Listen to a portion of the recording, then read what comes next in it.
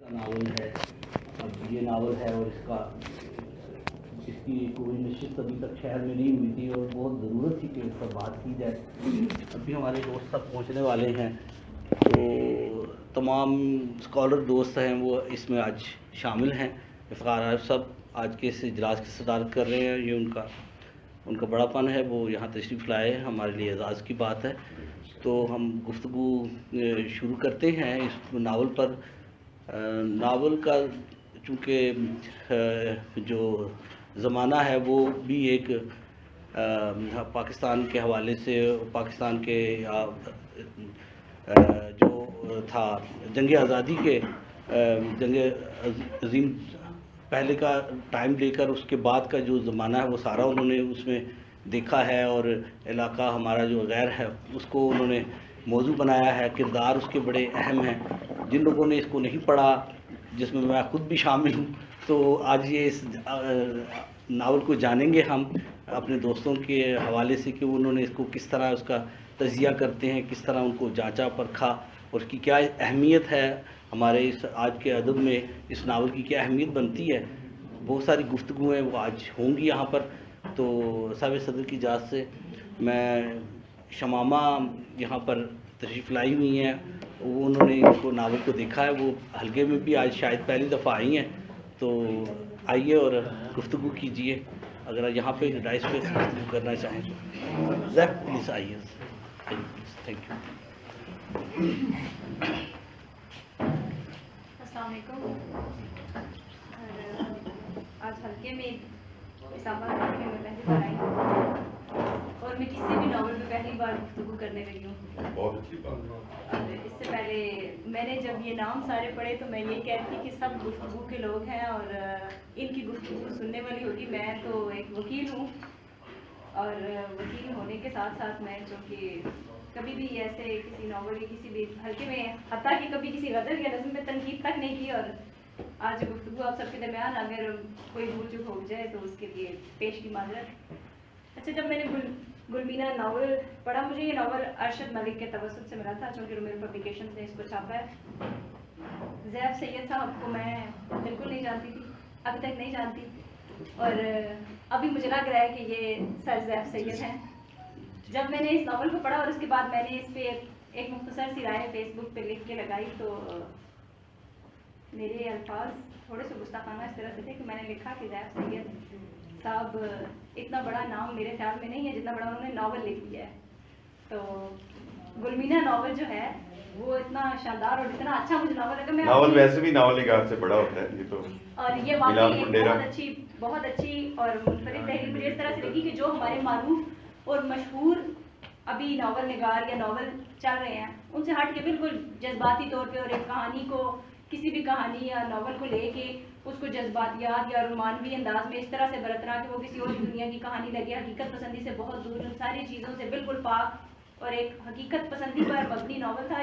میں نے جو کہ افغانستان یا جہاں تک جن علاقوں کا یہاں پہ اس ناول کے بیچ میں ذکر ہوا ہے ان میں سے کسی علاقے کا کوئی وزٹ نہیں کیا ہوا, لیکن جب میں نے گلمینہ پڑھا تو اتنی خوبصورتی اور اتنی بہترین طریقے سے, اتنی مضبوطی سے ان ساری جگہوں کو بیان کیا گیا تھا کہ مجھے ایسا لگا کہ ناول کے ساتھ ساتھ میں دیکھ رہی ہوں افغانستان کو دیکھ رہی ہوں, وادی شمال کو دیکھ رہی ہوں, اور وہ سارے علاقے دیکھ رہی ہوں. حالانکہ 400 صفحات کے اندر رائٹر نے جس طرح سے کرداروں کو کہیں پر بھی آپس میں غلط ملط نہیں ہونے دیا, کہیں پر بھی کرداروں کو ایک دوسرے میں اس طرح سے گڑبڑ نہیں ہونے دیا کہ لگے کہ کہانی میں کہیں ربط ٹوٹ گیا ہے.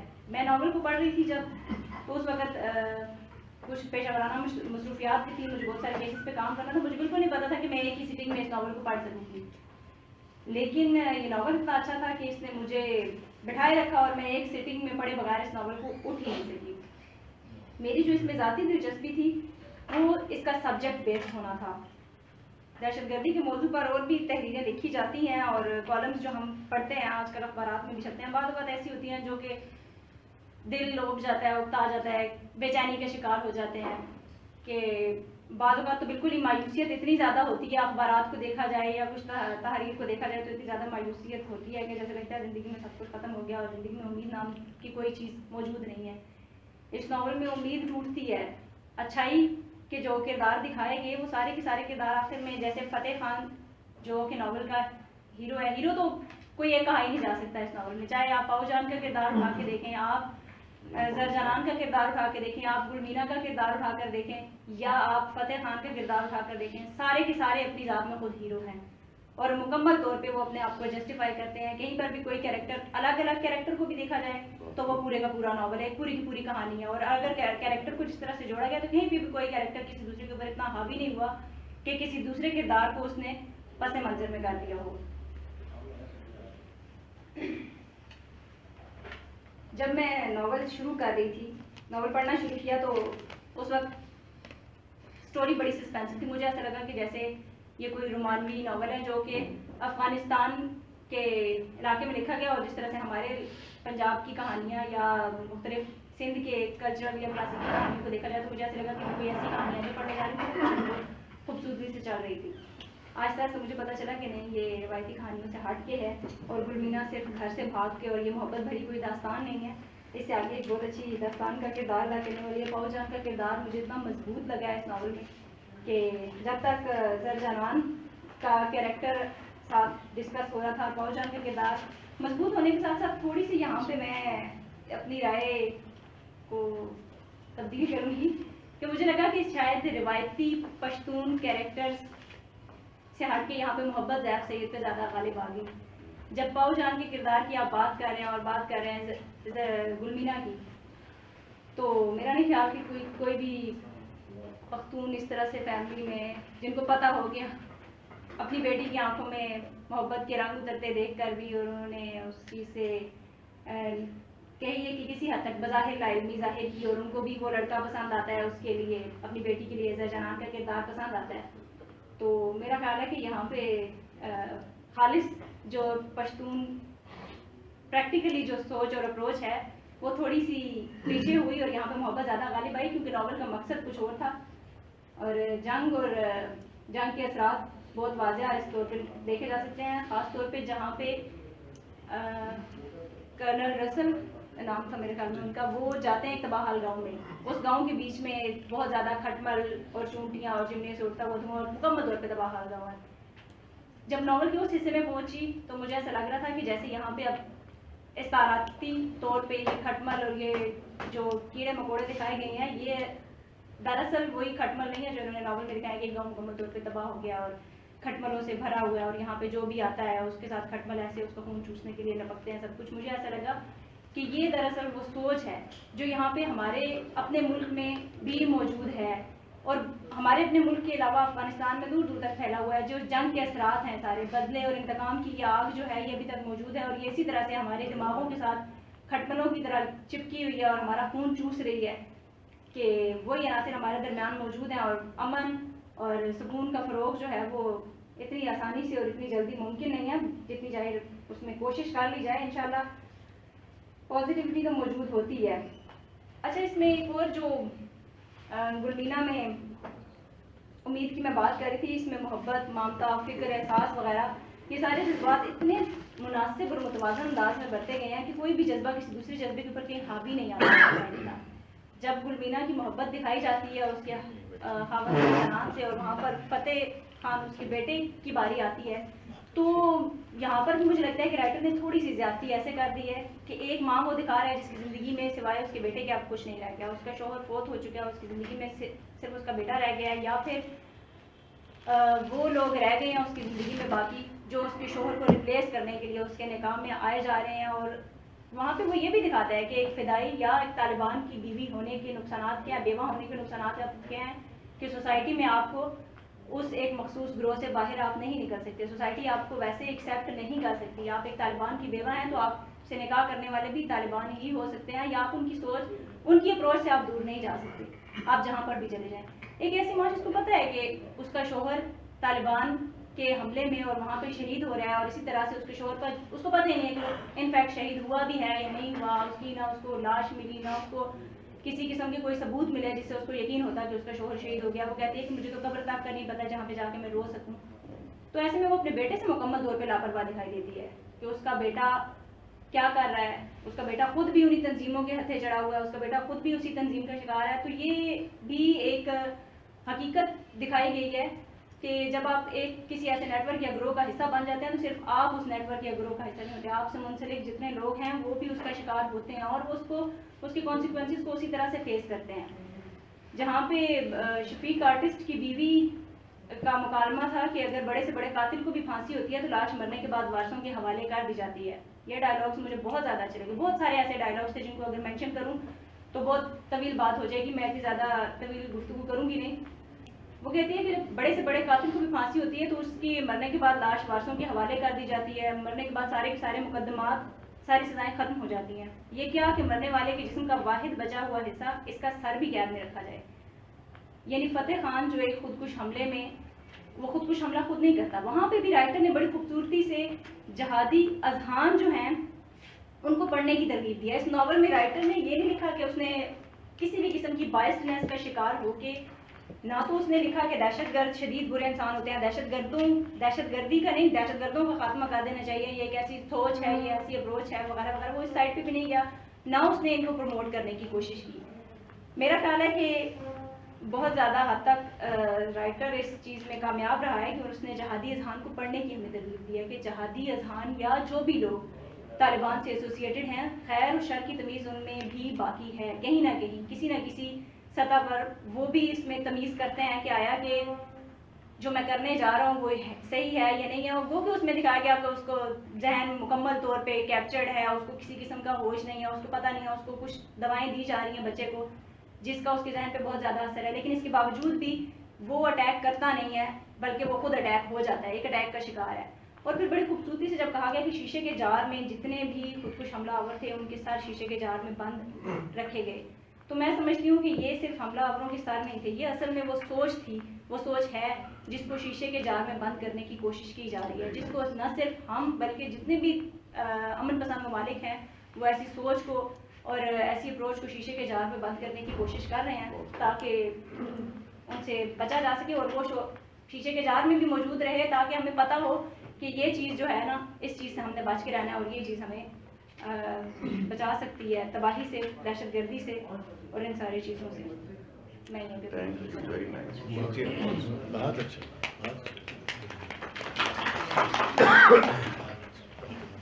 بہت شکریہ. وقار آئے ہیں ابھی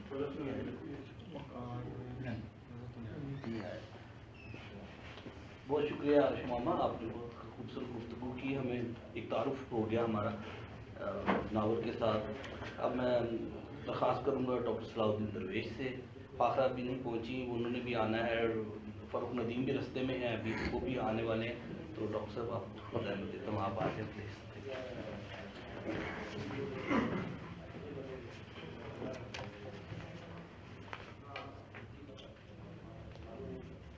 آپ کی جان سے چند کرنا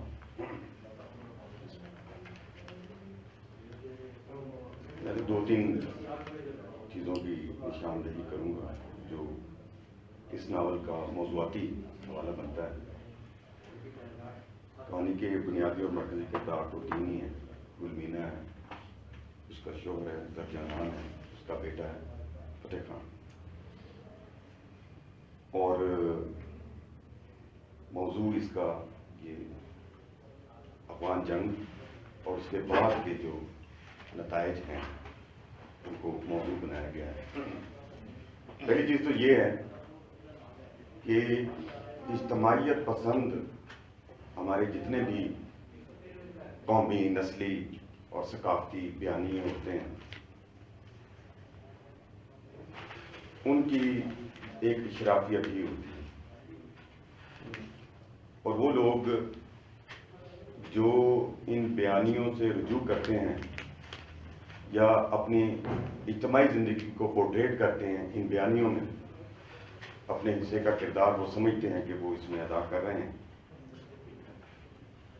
تو وہ اجتماعیت پسند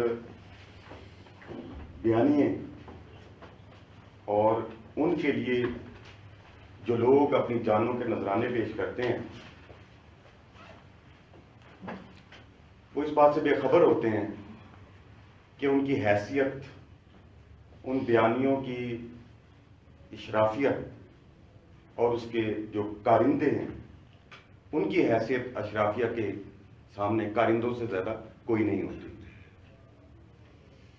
وہ لوگ جن کا خیال ہے کہ ان کا اجتماعی نظم ان بیانیوں کی وجہ سے برقرار رہتا ہے، اور اگر ان پر کوئی سوال اٹھایا گیا تو ان کا جو اجتماعی ایک جو نظم و نسق ہے وہ برباد ہو کر رہ جائے گا۔ یہی وجہ تھی کہ by the course of time, ارے بھائی 1945 میں جو ہیروشیما پر جو بمباری ہوئی ہے، ناگاساکی پر، اس کے بعد پھر تھوڑی بہت گرفت جو ہے وہ مختلف ہمارے جو جدید نظریات تھے، جو نسلی تھے، قومی تھے، ثقافتی، جن کی بنیاد پر پچھلی 2 جنگیں، پہلی اور دوسری جنگ عظیم لڑی گئیں،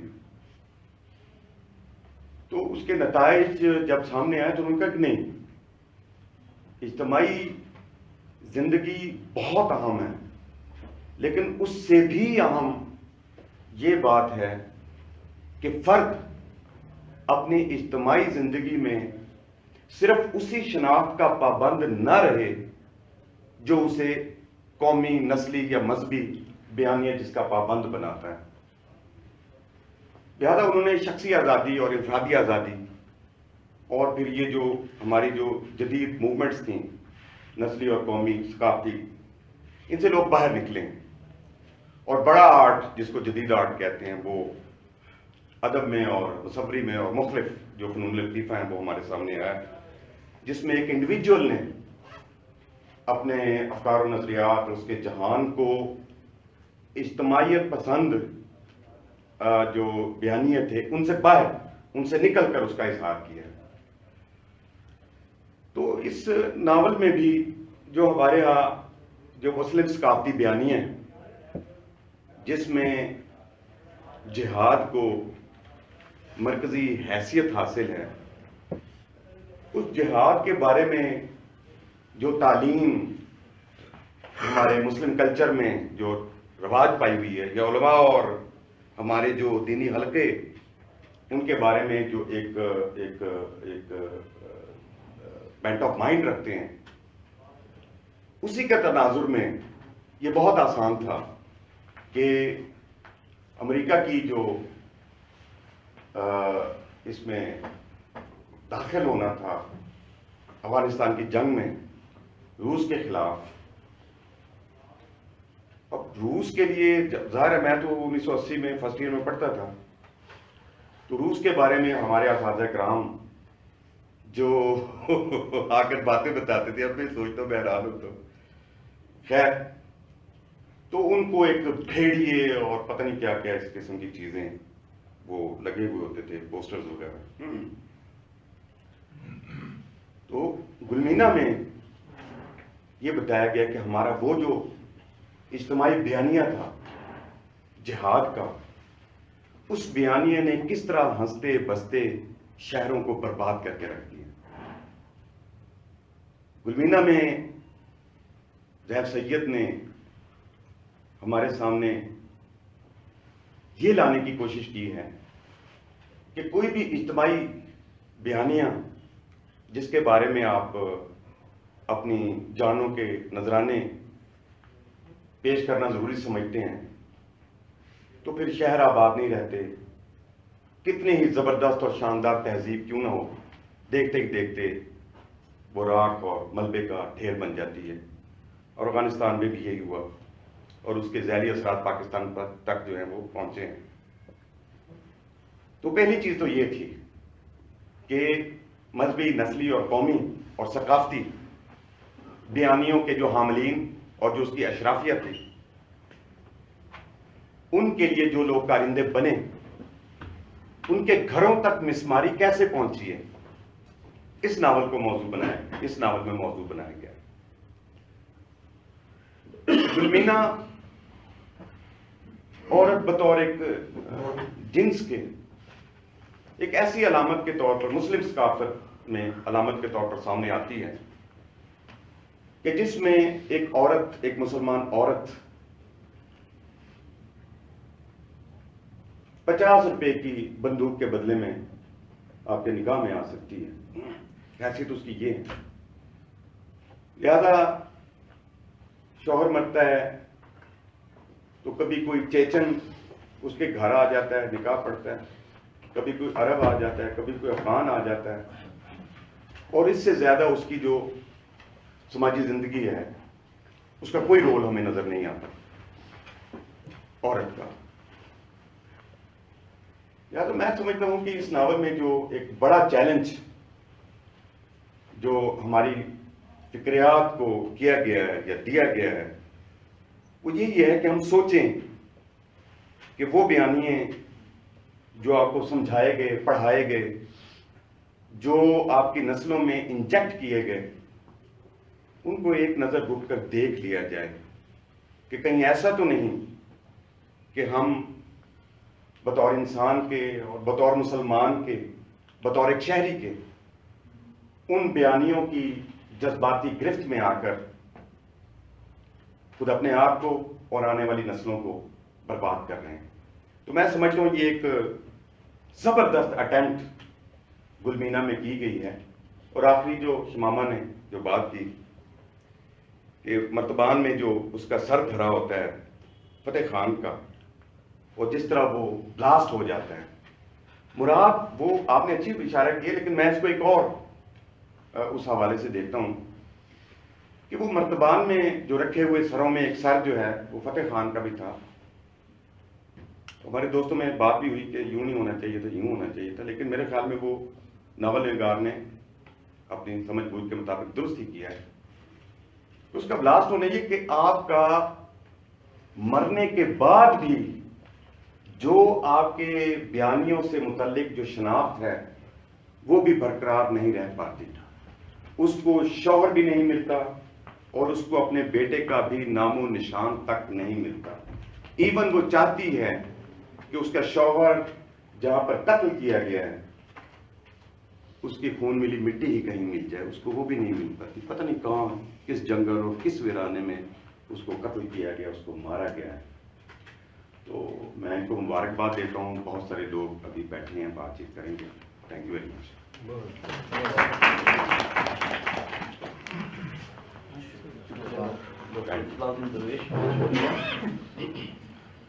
پروگرام کو آگے بڑھاتے ہیں. منظر نقوی صاحب تشریف لے آئے ہیں اور وقار صاحب ابھی نہیں آئے نا. چلو منظر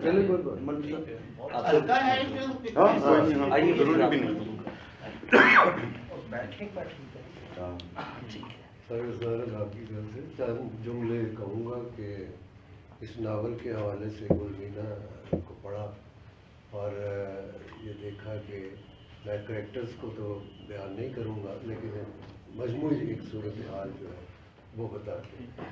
اصل میں یہ ناول جو ہے یہ دوسرے جو ہمارے بیانیے ہیں یا جو ناول ہمارے سامنے آتے ہیں ان کے مقابلے میں ذرا مختلف ہے اور جدید ٹیکنیک لیے ہوئے. اس ناول میں جو جدید ٹیکنیک برتی گئی ہے وہ امیجز دکھائے گئے، اور وہ امیجز جو ہے وہ قاری کو سوچنے پر مجبور کرتے ہیں اور قاری کو روکتے ہیں کہ وہ کچھ عرصے کے لیے ان امیجز کو کھولے دیکھیں. جبکہ ہمارے ہاں ایک روایت رہی ہے کہ ناول میں سب کا سب ڈال دیا جاتا ہے اور اپنا ایک نقطہ نظر جو رائٹر کا ہوتا ہے وہ بلڈ کرنے کی کوشش کرتا ہے کہ دوسرے اذہان تک وہ پہنچ جائے. لیکن اس ناول میں گلمینا میں امیجز نے بہت ساری چیزوں کو جہاں اوپن کیا ہے وہاں وہ ایک قاری جو پڑھنے والا ہے اس کو بھی مجبور کیا ہے کہ وہ بھی اپنے مفاہیم نکالے. اب اس میں گلمینا کا جو مرکزی کردار ہے جو آخر تک جاتا ہے اور ہم دیکھتے ہیں تو یہ کردار جو ہے وہ اس میں محبت بھی ہے، سماجیات بھی ہیں، دشمنی بھی ہے، اور جو سماج کا جبر ہے وہ بھی ہمیں وہ سہتی ہوئی نظر آتی ہے. یہاں پہ ایک بات میں یہ کہہ دوں کہ پختون معاشرے میں جہاں محبت کا حوالہ آتا ہے کہ محبت کے جذبات غالب آ گئے، ابھی بات ہوئی تھی، پختون معاشرے میں اگر کوئی لڑکی کسی کے ساتھ منسوب ہو جائے تو پھر وہ لڑکی جو ہے وہ میل کے لیے بھی ایک پرائڈ ہوتا ہے، یا وہ اس کے لیے ضد کرتا ہے اگر نہ مل سکے تو وہ اس کے لیے بھی بدلہ لیتا ہے، اور اگر لڑکی بھی منسوب ہو جاتی ہے تو لڑکی بھی پھر اس کی پاسداری کرتی ہے.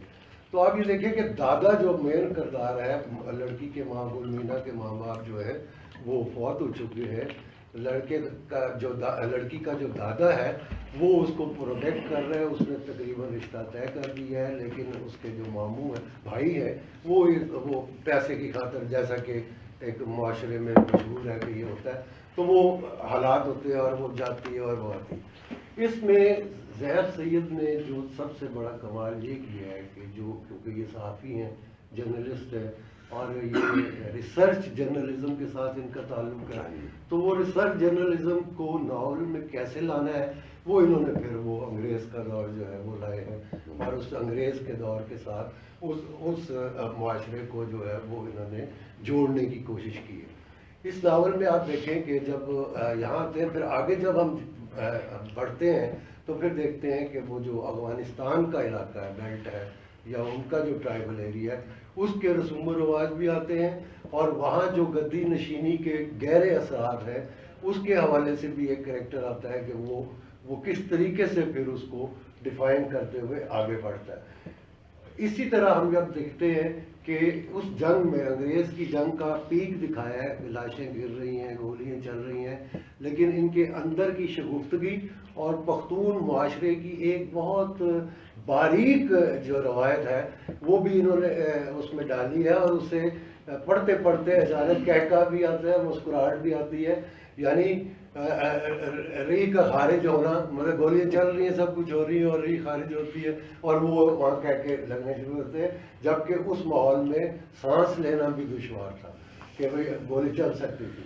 تو یہ ایک چھوٹی چھوٹی باتوں کو انہوں نے اس ناول میں کلچر کے حوالے سے ڈالا ہے، اور میں سمجھتا ہوں کہ آگے جب ہم بڑھتے ہیں دیکھتے ہیں تو اس ناول کے اندر جو کہانی بنی گئی ہے، 3 چیزیں اہم ہیں۔ جب ہم طالبانائزیشن کی طرف آتے ہیں، اس ماحول کو ڈسکس کرتے ہیں، تو اس میں سب سے پہلی بات یہ ہے کہ نکاح جہاد کا فلسفہ جو ایک رائج ہوا اور ہمارے یہاں ابھر کے آیا کہ جہاد کے لیے نکاح کیے جائے، ایک وہ ایشو انہوں نے چھیڑا ہے، اس کو بیان کیا ہے۔ دوسرا، انہوں نے شفیق پینٹر جو ہے وہ حادثاتی طور پہ ان کے ساتھ جڑ جاتا ہے، اس کو اغوا کر کے لے جاتے ہیں، اور وہ جا کے پھر وہ جنت اور دوزخ کی تصاویر بنائی جاتی ہیں، اور وہ جو ایک علماء کا تو نہیں لیکن عام مولویوں کا جو جنت کا کنسیپٹ ہے وہ اس میں آتا ہے، اور اس کو پھر تاریخی حوالے سے حسن بی سوا کے خلد سے جوڑتے ہیں، اور وہاں جا کے وہ اس کو بتاتے ہیں کہ اس کا سارا نقشہ ہمارے سامنے کھینچتے ہیں، اور یہ ناول جو ہے روانی سے آ گیا۔ پھر جب ہم اینڈ کی طرف آتے ہیں تو اینڈ کی طرف میں یہ سمجھتا ہوں کہ زیف سید نے بے نظیر کا جو پولیٹیکل مرڈر دکھایا ہے اور اس کے حوالے سے آگے ہے، تو ہمارے ہاں المیہ یہ ہے کہ جو بھی خودکش حملوں میں جاتا ہے تو پھر اس کا سر ہی نظر آتا ہے، باقی جسم تو اڑ جاتا ہے، تو وہ جو سر جو مرتبان میں رکھے گئے وہ آپ سوچ بھی کہہ سکتے ہیں، وہ آپ ایک جذباتی افیلیشن بھی کہہ سکتے ہیں کہ سر پڑا ہوا ہے، اس کو کہیں دفن ہونا چاہیے تھا، دفن ہونے کی بجائے وہ میوزیم بنا دیا گیا ہے، تو اس نے پھر اپنے آپ کو جو بلاسٹ کر کے اس کو ختم کیا۔ رائفل کا یہاں پہ دیکھیں کہ یہ ایک ایسا کریکٹر ہے، خاموش کریکٹر ہے رائفل کا، کہ جس کے لیے وہ لڑتی بھی ہے، سٹینڈ بھی لیتی ہے، لیکن ایک جذباتی رشتہ اس کے ساتھ اس کا منسلک ہے، جذباتی رشتے کو دوسرے جذباتی رشتے پہ وہ قربان کرتی ہے، اسی رائفل کو بیچتے وہ اپنے بیٹے کو بچانے کے لیے پھر یہاں آتی ہے اور وہ اس کا حوالہ آتا ہے۔ تو میں سمجھتا ہوں کہ گل مینا میں جو جتنے بھی ناول آئے ہیں اس موضوع پہ، ان میں ایک بیانیہ تو ہمارے موجود ہے، کہانی بھی بنی گئی ہے، انٹرنیشنل سیاست کو بھی ڈسکس کیا گیا ہے، لیکن یہاں پہ انٹرنیشنل رویے نہیں آئے، اس لیے کہ ہمارے ہاں بعض ادیبوں کا یہ کمال ہے کہ وہ محلے کی خبر نہیں ہوتی لیکن وہ بین الاقوامی مسائل ڈسکس کر رہے ہوتے ہیں۔ تو زیف نے ان چیزوں سے جو ہے وہ پرہیز کیا ہے، اور امیجز کے ذریعے یہ بتانے کی کوشش کی ہے کہ یہ ہمارے معاشرے کے مسائل ہیں، ہماری سوسائٹی کے مسائل ہیں، جس میں مذہبی جبر بھی ہے، سماج کا جبر بھی ہے، اور دوسرے جبر بھی جو ہے دولت مندوں کے، سرمایہ داروں کے جبر بھی ہے۔ یہ چیزیں زیف نے بیان کرنے کی کوشش کی ہے۔ میں سمجھتا ہوں کہ ایک بہت اچھا ناول ہے، جو گزشتہ 5-6 سال میں جو ناول آئے ہیں ان میں زیف کا ناول جو ہے وہ سر فہرست ہے، اور اس ناول کو بار بار پڑھنے کی ضرورت ہے. اس میں سوچنے والے قاری کے لیے بہت کچھ لکھا ہوا. Very nice. بہت شکریہ منظر. آپ نے ناول کے جو کنٹینٹس ہیں ان پر بات کی اور ہمیں کافی اس کی حوالے جو ہے وہ سمجھ آئے کہ کس طرح ہم کن کن معاملات کو ڈسکس کرتے ہیں، کون سے ادوار ہیں، کون سے موضوعات ہیں، کون سے مسائل ہیں. رفاقت راضی تشریف لا چکے ہیں. میں ان سے درخواست کروں گا کہ رائے اگر آپ نے گفتگو کرنی ہے تو آپ کا نام بات ہی کرنی ہے. جی آئیے پلیز. بات کریں. کوئی بات نہیں ابھی چل رہا صدر آپ کی اجازت سے بہت ہی اختصار کے ساتھ جو چند تاثرات ہیں اس کو ناول کو جب یہ ابھی طباعت سے آراستہ نہیں ہوا تھا اس وقت بھی دیکھنے کا موقع ملا اور اس کو مختلف مراحل سے گزرتے ہوئے دیکھنے کا بھی موقع ملا. تو جو چند تاثرات ہیں میرے ذہن میں، ایک تو یہ ہے کہ جو اس کی ریڈیبلٹی ہے، جو ہمارے یہاں پر پچھلی مدت میں ناول آئے ہیں اس میں ریڈیبلٹی بہت زیادہ ہے. مثلاً ادب کے طالب علم ہونے کے ناطے جب اردو ناول کو ہم دیکھتے تھے تو ایک دور تو وہ تھا کہ جب یہ اعتراض کیا جاتا تھا کہ اردو میں بے شمار اصناف سخن عالمی ادب کے مطلب شانہ بشانہ تو کھڑی ہوئی ہیں، لیکن ناول جو ہے وہ اپنے موضوعات کے حوالے سے یا اسلوب کے حوالے سے اس سطح پر نہیں ہے کہ جس سطح پر مثلاً عربی زبان میں موجود ہے یا رشین زبان میں ہے یا باقی زبانوں کے اندر، انگریزی زبان کے اندر موجود ہے. لیکن اس کے بعد ایک ہمارے بڑے لکھنے والوں نے اس ژانرا کو، اس صنف کو اپنا موضوع بنایا اور بہت تواتر کے ساتھ اس پر لکھا، مثلاً قرۃ العین حیدر یا طارق یا باقی لوگ. لیکن ہمیں یہ نظر آنا شروع ہو گیا، ہمارے مختلف دوستوں نے کام بھی کیا، درویش صاحب نے، باقی لوگوں نے، ہاں، لیکن ہمیں یہ نظر آنا شروع ہو گیا کہ جو قرۃ العین حیدر کا ایک اسلوب تھا، یا عبداللہ حسین کا، وہ یا بعد میں طارق کا، وہ بہت زیادہ غالب آ گیا، جس میں آپ یہ کہیں کہ جو تاریخیت ہے یا علمیت ہے مختلف علمیات کے ذریعے سے، بلکہ بعض ناول پھر بعد میں آتے آتے مرزا اطہر بیگ تک یا شیخ صلاح الدین عادل تک، ہمیں یہ لگنا شروع ہو گیا کہ ناول اب ایک بالکل خواص کی چیز بن کر رہ چکا ہے. یہاں تو ایک بالکل پاپولر ناول ہے جو عمیرہ احمد کا ہے یا نمرہ احمد کا ہے یا باقی لوگوں کا، یا یہاں تو پھر بالکل اس کو عام کاری پڑے ان ناولوں کو، پاپولر ناولوں کو. اور جو ہمارا ادب عالیہ ہے وہ اتنی اونچائی پر موجود تھا کہ بہت جو ادب کا سنجیدہ سے سنجیدہ طالب علم بھی تھا وہ حسن کی صورتحال جیسے ناولوں کو پڑھنے کے لیے پہلے کئی بار ارادہ کرتا تھا. لیکن پچھلے یہ خاص طور پر پچھلے 10-12 سال کے اندر جو ہمارے یہاں پر ناول کی بالکل ایک نئی صورت سامنے آئی ہے، اس نے عام قاری کو بھی اپنے اندر انوالو کیا اور اپنے اندر اس نے جذب کیا. اور اس کے موضوعات ابھی میں دیکھتا ہوں تو مجھے خوشی ہوتی ہے کہ ہمارے جو نئے دوست ہیں، ہمارے ساتھی ہیں، ہمارے بعد میں آنے والے، وہ جس طرح پہلے غزل کی کتابوں کو لے کر ڈسکس کرتے تھے، افسانوں کی کتابوں کو کرتے تھے، اب وہ مختلف ناولوں کو ذکر کر رہے ہیں، ان کا ذکر کر رہے ہیں، مثلاً سلیمی صاحب کا یا آمنہ مفتی کا.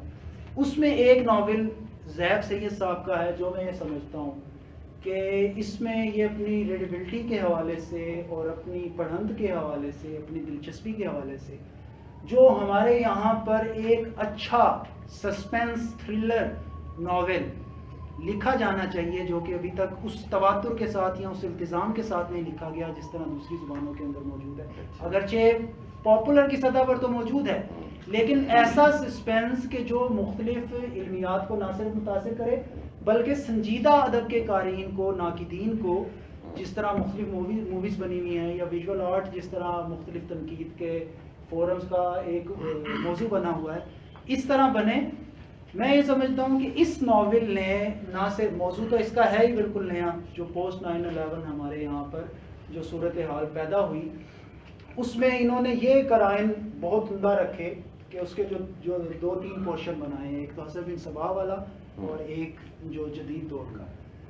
حسن بن صباح والا میں یہ سمجھتا ہوں کہ وہ بہت عمدگی سے اور بہت زیادہ، اس پہ ان کا ایک آرٹیکل بھی ہے، وہ بہت ہی مضبوط ہے اور بعض جگہیں تو اس کی بہت ہی حیران کن ہے.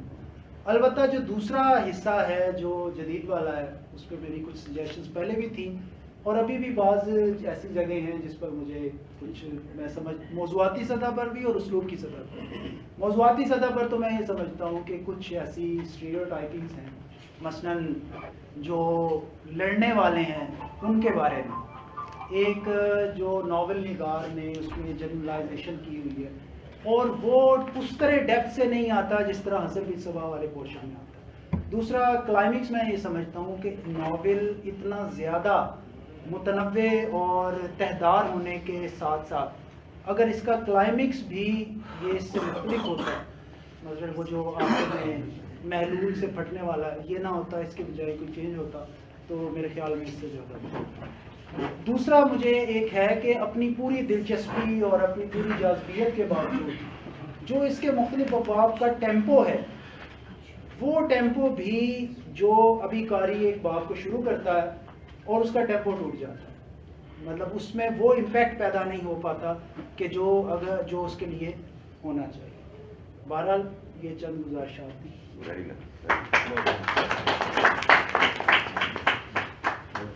بہت شکریہ رفاقت. سب دوست اپنا اپنا حصہ اپنی اور اپنے انالیسس جو ہیں وہ پیش کر رہے ہیں اور ہمارے مہمان بھی آ رہے ہیں. ڈاکٹر فاخرہ بھی تشریف لا چکی ہے، فاروق ندیم بھی، میں انہیں خوش آمدید کہتا ہوں اور ڈاکٹر فاخرہ سے درخواست کرتا ہوں کہ وہ آئیں، گفتگو کریں. آپ سے پہلے آپ دوستوں نے بات کر لی. ندیم کو وقار شیرازی کے بعد وقار شیرازی کو ڈاکٹر شیرازی صاحب کو آگے شیرازی صاحب، وقار صاحب آئیے پلیز. وقار شیرازی صاحب سے درخواست کروں گا، وہ بھی آ چکے ہیں. آئیے پلیز. آئیے. ہاں جی میں کر رہا ہوں، باقی گرم ہو گیا.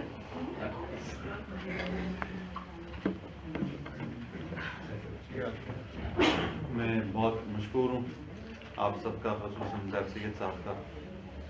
میں ناول پہ بحیثیت نقاد اور بحیثیت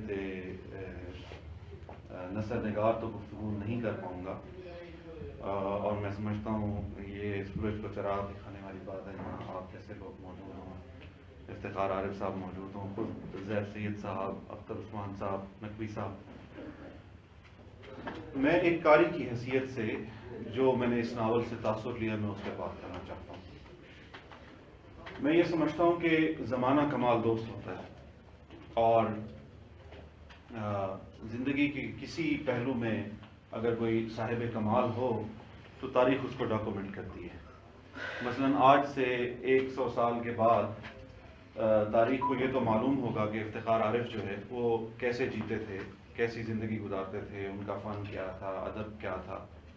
لیکن وقار شیرازی کون تھا، وہ کس سوشل فیبرک میں جیا، زمانے کو کیسے برتا اس نے اور کیسے سہا، یہ تاریخ ڈاکومنٹ نہیں کر پائے گی. ایک عام آدمی کی زندگی کو اور معاشرے کے تانے بانے کو ڈاکومنٹ کرنے کا ناول سے بڑا ذریعہ میری نظر میں کوئی نہیں. اور میں یہ سمجھتا ہوں کہ زیب سید کو اس معاملے میں یہ مبارکباد کے حقدار ہیں کہ انہوں نے ایک پورے زمانے کو برتا ہے اپنے ناول میں، ایک پورے معاشرتی تانے بانے کو سجا کے، بنا کے، نکھار کے اور اس کو کینوس پہ لا کے پیش کیا ہے سب کے سامنے.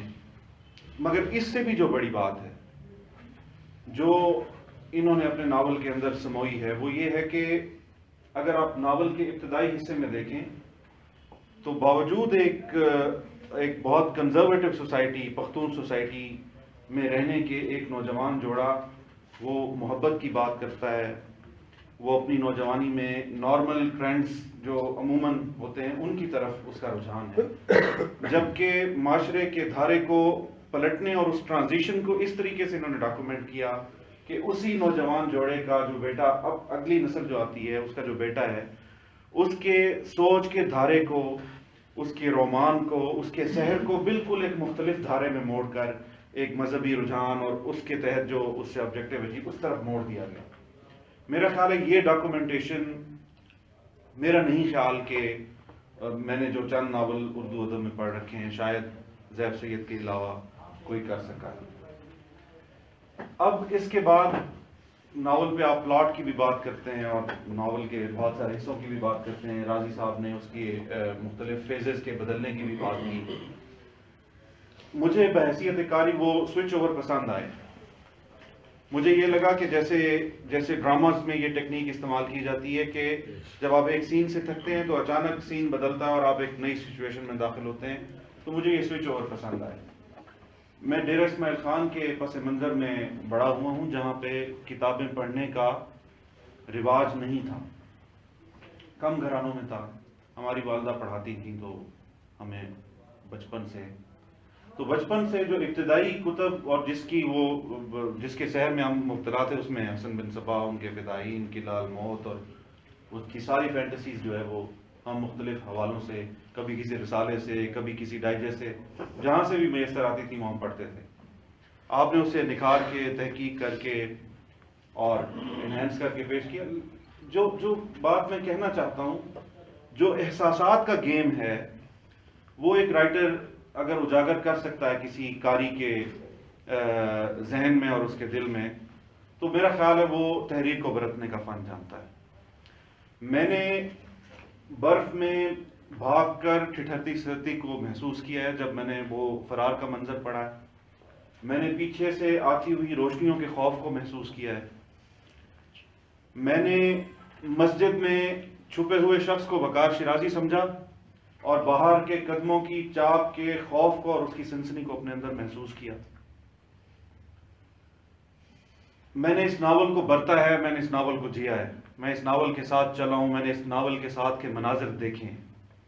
انگور اڈا بھی گیا ہوں اور میں اس ناول کے ساتھ ساتھ, اور مجھے اس کباب کے کڑھائی میں تلنے اور چھس کی آواز اور اس سے اٹھنے والی مہک کو بھی آپ نے محسوس کرایا ہے. تو میں یہ سمجھتا ہوں کہ اس سے بڑی کامیابی شاید ہی تحریر میں کوئی ممکن ہو سکے. ناول پہ تنقید میرے ذہن میں جو آتی ہے وہ ایک اور منظر کا بھی میں ذکر کرنا چاہوں گا. میں نے آپ سے ڈسکس بھی کیا تھا.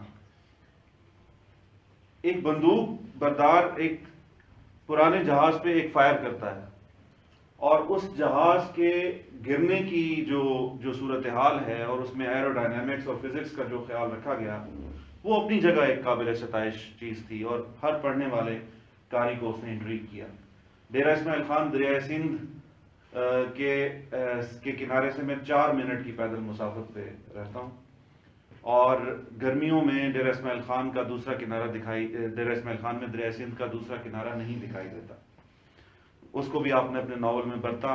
شاید ہی چند ایک دریا ہوں دنیا میں جن کے دوسرے کنارے سمندر کی مانند نہیں دکھائی دیتے اور اس پہ تنقید بھی کی گئی. ایک جگہ میں نے بھی اس تنقید کا جواب دیا. جو مجھے اعتراض رہا وہ سیاسی نوعیت کا ہے.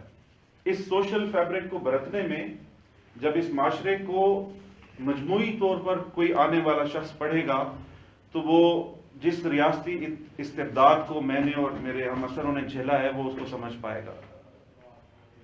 لیکن آخر میں جو محترمہ کی شہادت کا جو منظر ہے اس سے شاید ہر پڑھنے والا قاری ریاستی استبداد کو لنک نہ کر سکے. یہ میرا خیال تھا کہ اس پہ شاید اگر آپ مزید فورتھ کمنگ ہوتے تو آپ ایک وہ فرض ادا کرتے جو آج کے ہر ادیب پر میں بحیثیت قاری سمجھتا ہوں کہ وہ لازم آتا ہے. آخری منظر میں اتفاق کرتا ہوں راضی سے, وہ اس محلول کا جسے ہم شاید فارملین کہتے ہیں یا پتہ نہیں کیا کہتے ہیں جس میں جی وہ جو ہے وہ آگ کو کتنا کھینچتا ہے یہ میں نہیں جانتا, اس پہ آپ نے یقیناً تحقیق کی ہوگی. مگر محلول کی چنگاریوں کا آگ پہ گرنا اور واپس اس سے کچھ چنگاریوں کا زمین پہ آنا, یہ فزکس کے رول سے مجھے تھوڑا سا مشکل لگا سمجھنا. تو یہ بحیثیت قاری میری کچھ گزارشات تھیں. مغربی سرحد کا المیہ ہمارے کسی ادیب نے اس طرح ڈاکومنٹ نہیں کیا جس کامیابی کے ساتھ زیب سید نے مغربی سرحد کے المیے کو برتا۔ میں ایک بات اور بھی بتانا چاہوں گا کہ پشتو معاشرے کو، پشتو رواج کو، پشتو رسم کو، پشتو روزمرہ کو، پشتو کلچر کو اور پشتو سوشل فیبرک کو اردو میں برتنے کی اس سے پہلے اور اتنی مؤثر مثال میری نظروں سے نہیں گزری۔ میں بہت زیادہ خوش ہوں کہ میں زیب سید کے جاننے والے لوگوں میں شمار ہوتا ہوں، جو ایک جنہیں اتنی باریکی سے اور اتنے اپنے باریک بینی سے اتنی محنت کر کے اس معاشرے کے درد کو، اس معاشرے کے سوشل فیبرک کو آنے والی نسلوں کے لیے محفوظ کیا ہے۔ بہت شکریہ۔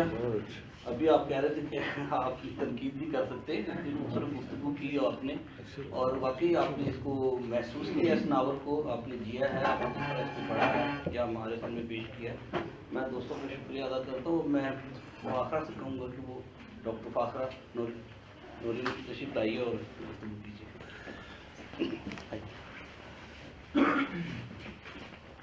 السلام علیکم دوستوں، سلام کے بعد ایک وہ غیر رسمی سی وضاحت کہ پڑھے ہوئے کافی ٹائم ہو گیا، جب ناول آیا تھا تو اب میری یادداشتیں ہوں گی، کچھ تاثرات ہوں گے جو میں پیش کروں گی۔ سب سے پہلے تو جیسے وقار نے کہا کہ ایک اہم موضوع کے اوپر ہم جس عہد میں ہم زندہ رہے ہیں یا پچھلے کچھ سال جو ہم نے گزارے، چاہے وہ پولیٹیکل تھا، چاہے ایک انٹرنیشنل لیول پہ جو کچھ بھی ہتھیاروں کی گیم تھی یا جو بھی وار اینڈ ٹیرر کا سارا سیٹ اپ تھا، اس کو ہم نے اس طرح لائیو فیس نہیں کیا، لیکن ہم بہرحال اس سے جزوی طور پہ متاثر ہونے والی کمیونٹی میں ہم لوگ آتے ہیں۔ اور وزیرستان ڈائریکٹلی، اب یہ اتنی بڑی کہانی ہے اور اس کے ڈانڈے اللہ جانے کہاں سے کہاں ملتے ہیں، ان ساری چیزوں کو لے کے بات کرنا ایک ناول کے اندر شاید اتنا آسان نہیں تھا۔ چنانچہ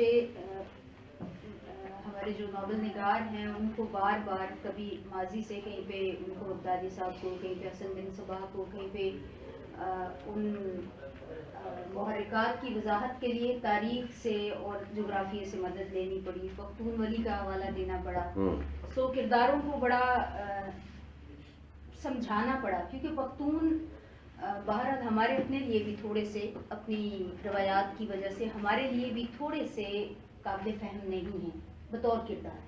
اس کے لیے ان کے جغرافیے اور ان کی تاریخ دونوں کو دیکھنا، مذہب کا اس درجہ ان کی جڑوں میں اترے ہوئے ہونا، یا وہ کس طرح سے مذہب کو پرسیو کرتے ہیں، اس طرح نہیں کرتے جیسے میں یا آپ یہاں اسلام آباد میں یا لاہور میں بیٹھ کے پرسیو کرتے ہیں۔ تو ان کرداروں کو تاریخ، مذہب اور جغرافیے کے ساتھ ملا کے اور ان کی معاشیات کے ساتھ دیکھ کے بہت خوبصورتی سے انہوں نے بنا۔ شروع میں کہانی روایتی لگی مجھے، اور میں زیب صاحب سے ایک بار بات بھی کی کہ مجھے دا برائڈ یاد ہے پیپسی سلوا کی، اس کی وہ پھر مجھے جا کے دیکھنا پڑا کہ مجھے برائڈ کیوں یاد ہے۔ وہاں پر بھی اسی طرح سے ایک پختون لڑکی بھاگتی ہے اپنے محبوب کے ساتھ اپنے حالات سے فرار حاصل کرنے کے لیے۔ جب وہ وہاں سے نکلتی ہے تو وہ سارا لوکیل بیان ہوتا ہے، ساری منظر اس مماثلت کی بنیاد پر مجھے ایسے لگا کہ جیسے یہ ناول میں پہلے پڑھ چکی ہوں، میرے لیے میں اس کو دوبارہ پڑھ رہی ہوں، لیکن وہ مس انڈرسٹینڈنگ میری دور ہوئی کہ ہاں کچھ حصہ اس فرار کا، کیونکہ ایک پسا ہوا علاقہ، پابندیاں اتنی زیادہ ہے کہ وہاں سے بھاگنا پڑتا ہے لوگوں کو۔ فرار کی کہانیاں ایک ہم ڈراموں میں بھی دیکھتے ہیں، موویز جو بنتی ہیں ان میں بھی اسی طرح کے رسوم سے بھاگنے والی لڑکیاں ہمیں وہ ساری نظر آتی ہیں۔ پھر کردار جیسے ہی افغانستان میں غلطی سے داخل ہو جاتے ہیں راستہ بھوک کے برفباری کی وجہ سے، تو ٹھیک ہے جیو یا دوسرے نیوز چینلز کی وجہ سے ہم اس ساری چیز سے کچھ نہ کچھ واقف ہیں، لیکن ہم اس کو بطور خبر جانتے ہیں، بطور لائف نہیں جانتے۔ وہاں کا جو سوشل سٹرکچر ہے، جو فیبرک ہے، اس کو بہت خوبصورتی سے انہوں نے لکھا۔ بعض جگہوں پر جب زیف معلومات دے رہے ہیں تو بڑا اسپاٹ ہو گیا اس کو پڑھنا، اور تقریباً ویسی ہی فیلنگ آئی مجھے بطور قاری جیسے ہم فاروقی صاحب کے کئی چاند کے سرے آسمان کے پاس قصے پڑھتے ہوئے ان میں زبان و بیان کی سطح پر ہم تھوڑے سے ہو جاتے ہیں کہ یار یہ کیا ہے، یعنی سمجھتے ہیں کہ کچھ حصے ایسے تھے جن کو نکال کے بھی کام چل سکتا تھا، لیکن دوسری طرف میں نے جیسے پہلے عرض کیا کہ اتنی زیادہ اس کی جہات ہیں، اتنی زیادہ اس کی ڈائمینشنز ہیں اس پورے خطے کی اور ان کرداروں کی، اور جو جس طرح سے وہ استعمال ہوتے رہے اور بڑی سادگی سے استعمال ہوتے رہے، تو اور بڑے خلوص کے ساتھ وقار نے کہا کہ وہ زیادہ آنیسٹ اوپینین یا زیادہ ان کا بولڈ مانگ رہے تھے، میرا بھی یہی خیال تھا، کیونکہ بعض ایسی چیزیں ہیں جن کو یہاں پر بڑا نائولی ٹریٹ کیا گیا، بعض کیریکٹرز بڑے، بعض فورسز، بعض ایجنٹس بہت نائولی پیش کیے گئے، جو کہ ایسا نہیں ہے۔ بہرحال جیسے ہمیں جنت کے بارے میں اور ان کی مجاہدین کی، ینگ مجاہدین کی ٹریننگ کے بارے میں ہم جانتے ہیں، ایسے ہی بہت ساری چیزیں ہم دیگر وجوہات کے حوالے سے بھی جانتے ہیں، لیکن میں سمجھتی ہوں کہ بالکل ایسے ہی جیسے ہم سب زندہ رہنا چاہتے ہیں، زیف بھی زندہ رہنا چاہتے ہیں، وہ یقیناً اپنے ناول کے ذریعے بھی زیف بھی رہ کے اس کو انجوائے کرنا چاہتے ہیں، تو ان کا اپنا ایک سٹانس ہے، انہوں نے جتنا کچھ پہنچا دیا ہمارے تک، میرا خیال ہے کہ یہ بطور پہلی کوشش کی، یعنی ہم جو وکٹم تھے ایز اے نیشن، ہم وکٹم تھے اس دہشت گردی کا، ہمارے اوپر فرض تھا، کیونکہ اب تک ہم جو انسانی سانحات ہمارے ناول میں سب سے زیادہ ڈسکس ہوئے ہیں وہ تقسیم ہے، تقسیم کے بعد ہونے والے کسی بھی سانے کو، چاہے وہ 16 دسمبر ہے چاہے کوئی ہے، اس کو ہم اس طرح سے کھل کے لکھ نہیں پائے ہمارے ادب میں، اور شاید وہی ریزنز ہیں جو یہاں پر بھی ہمارے معنی تھی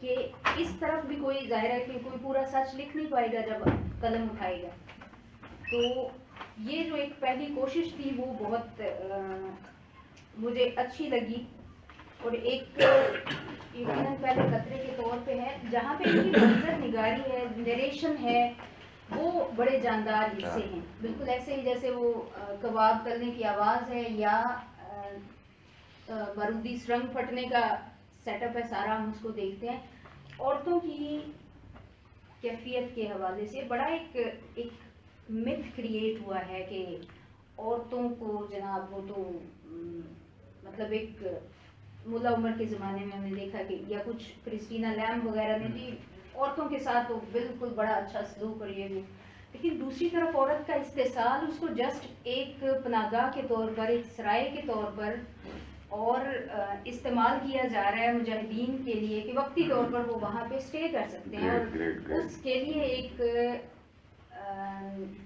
آپ کہہ لیں کہ ایک کانٹریکٹ کے طور پر کہ وہاں پر وہ بیٹھی ہے، اس کے گھر میں جائز لیونگ، یہ جو مذہب کی ایک اپنے طور پہ تفسیر اور عورت کے کردار کو محض ایک اس میں یعنی قبائلی روایات ہیں یا آگے جا کے مذہبی حالات میں جا کے جو اس کا استعمال ہے، جنسی سطح کا استعمال ہے، صرف ایز اے کموڈٹی ہے، ایک میڈیم کے طور پہ اس کو جو استعمال کرتے ہیں، اس کو بڑے اچھے سے انہوں نے ہائی لائٹ کیا ہے، اور as an agent of change جیسے گلمینا آتی ہے اپنے بیٹے کو دیکھ کے وہ جس طرح سے حیران بھی ہوتی ہے، ایک ماں کے طور پر شاید وہ جو اس کی ساری ریزیلینس پیچھے ہم دیکھتے آ رہے ہیں کہ ایک بیٹی کے طور پر یا بہن کے طور پر جتنی وہ اسٹرانگ وہاں سے اپنے حق کے لیے آگے آئی ہے، تو بہت زیادہ کلیئر رہی ہے بہت ساری چیزوں میں، اور ریزیلینس اس کی شاید وہی اس کے سروائیول کا سبب بھی بنتی ہے، وہی ایک کریکٹر ہے جو میں آخر تک لڑتا ہوا، چاہے وہ موسمی حالات ہیں، چاہے قبائلی رسومات ہیں، چاہے افغانی حالات ہیں، چاہے وہ ہیرسمنٹ یا سیکشل ابیوز کے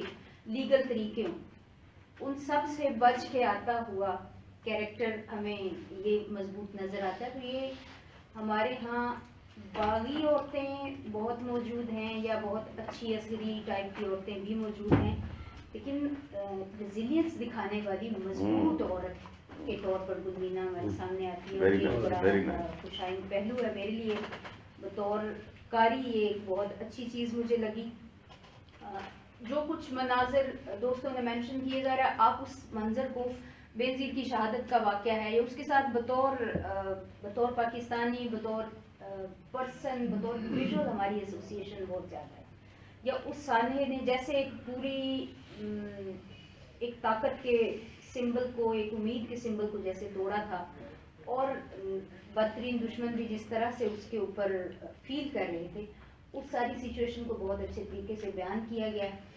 بڑا مشکل ہوتا ہے کہ آپ تاریخی واقعات کو جب یا تو آپ نسیم حجازی بن جاتے ہیں یا زیف سید ہوتے ہیں۔ بہت شکریہ۔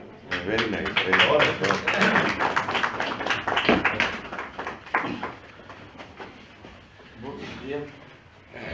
جتنے بھی اس کی صفحات پڑھ سکا اقتدام میں، وہ تو جنگ عظیم کے سے انہوں نے تقریباً شروع کیا تھا اس ٹائم سے، تو میں یہی سمجھا کہ شاید ناول اس سینیریو میں رہے گا، لیکن دوستوں کی گفتگو سے پتہ چلا کہ ناول بہت آگے تک آیا اور عصر حاصل تک جو ہماری صدی 20ویں صدی گزری اس کے آخری زمانہ اور اس صدی کا جو اب تک کا زمانہ ہے وہ سارا اس میں ڈسکس ہوا ہے۔ تو اب میں ڈاکٹر فروخ ندیم سے درخواست کروں گا آئیں اور وہ بھی اپنے خیالات کا اظہار کریں، تجزیہ کریں ناول کا۔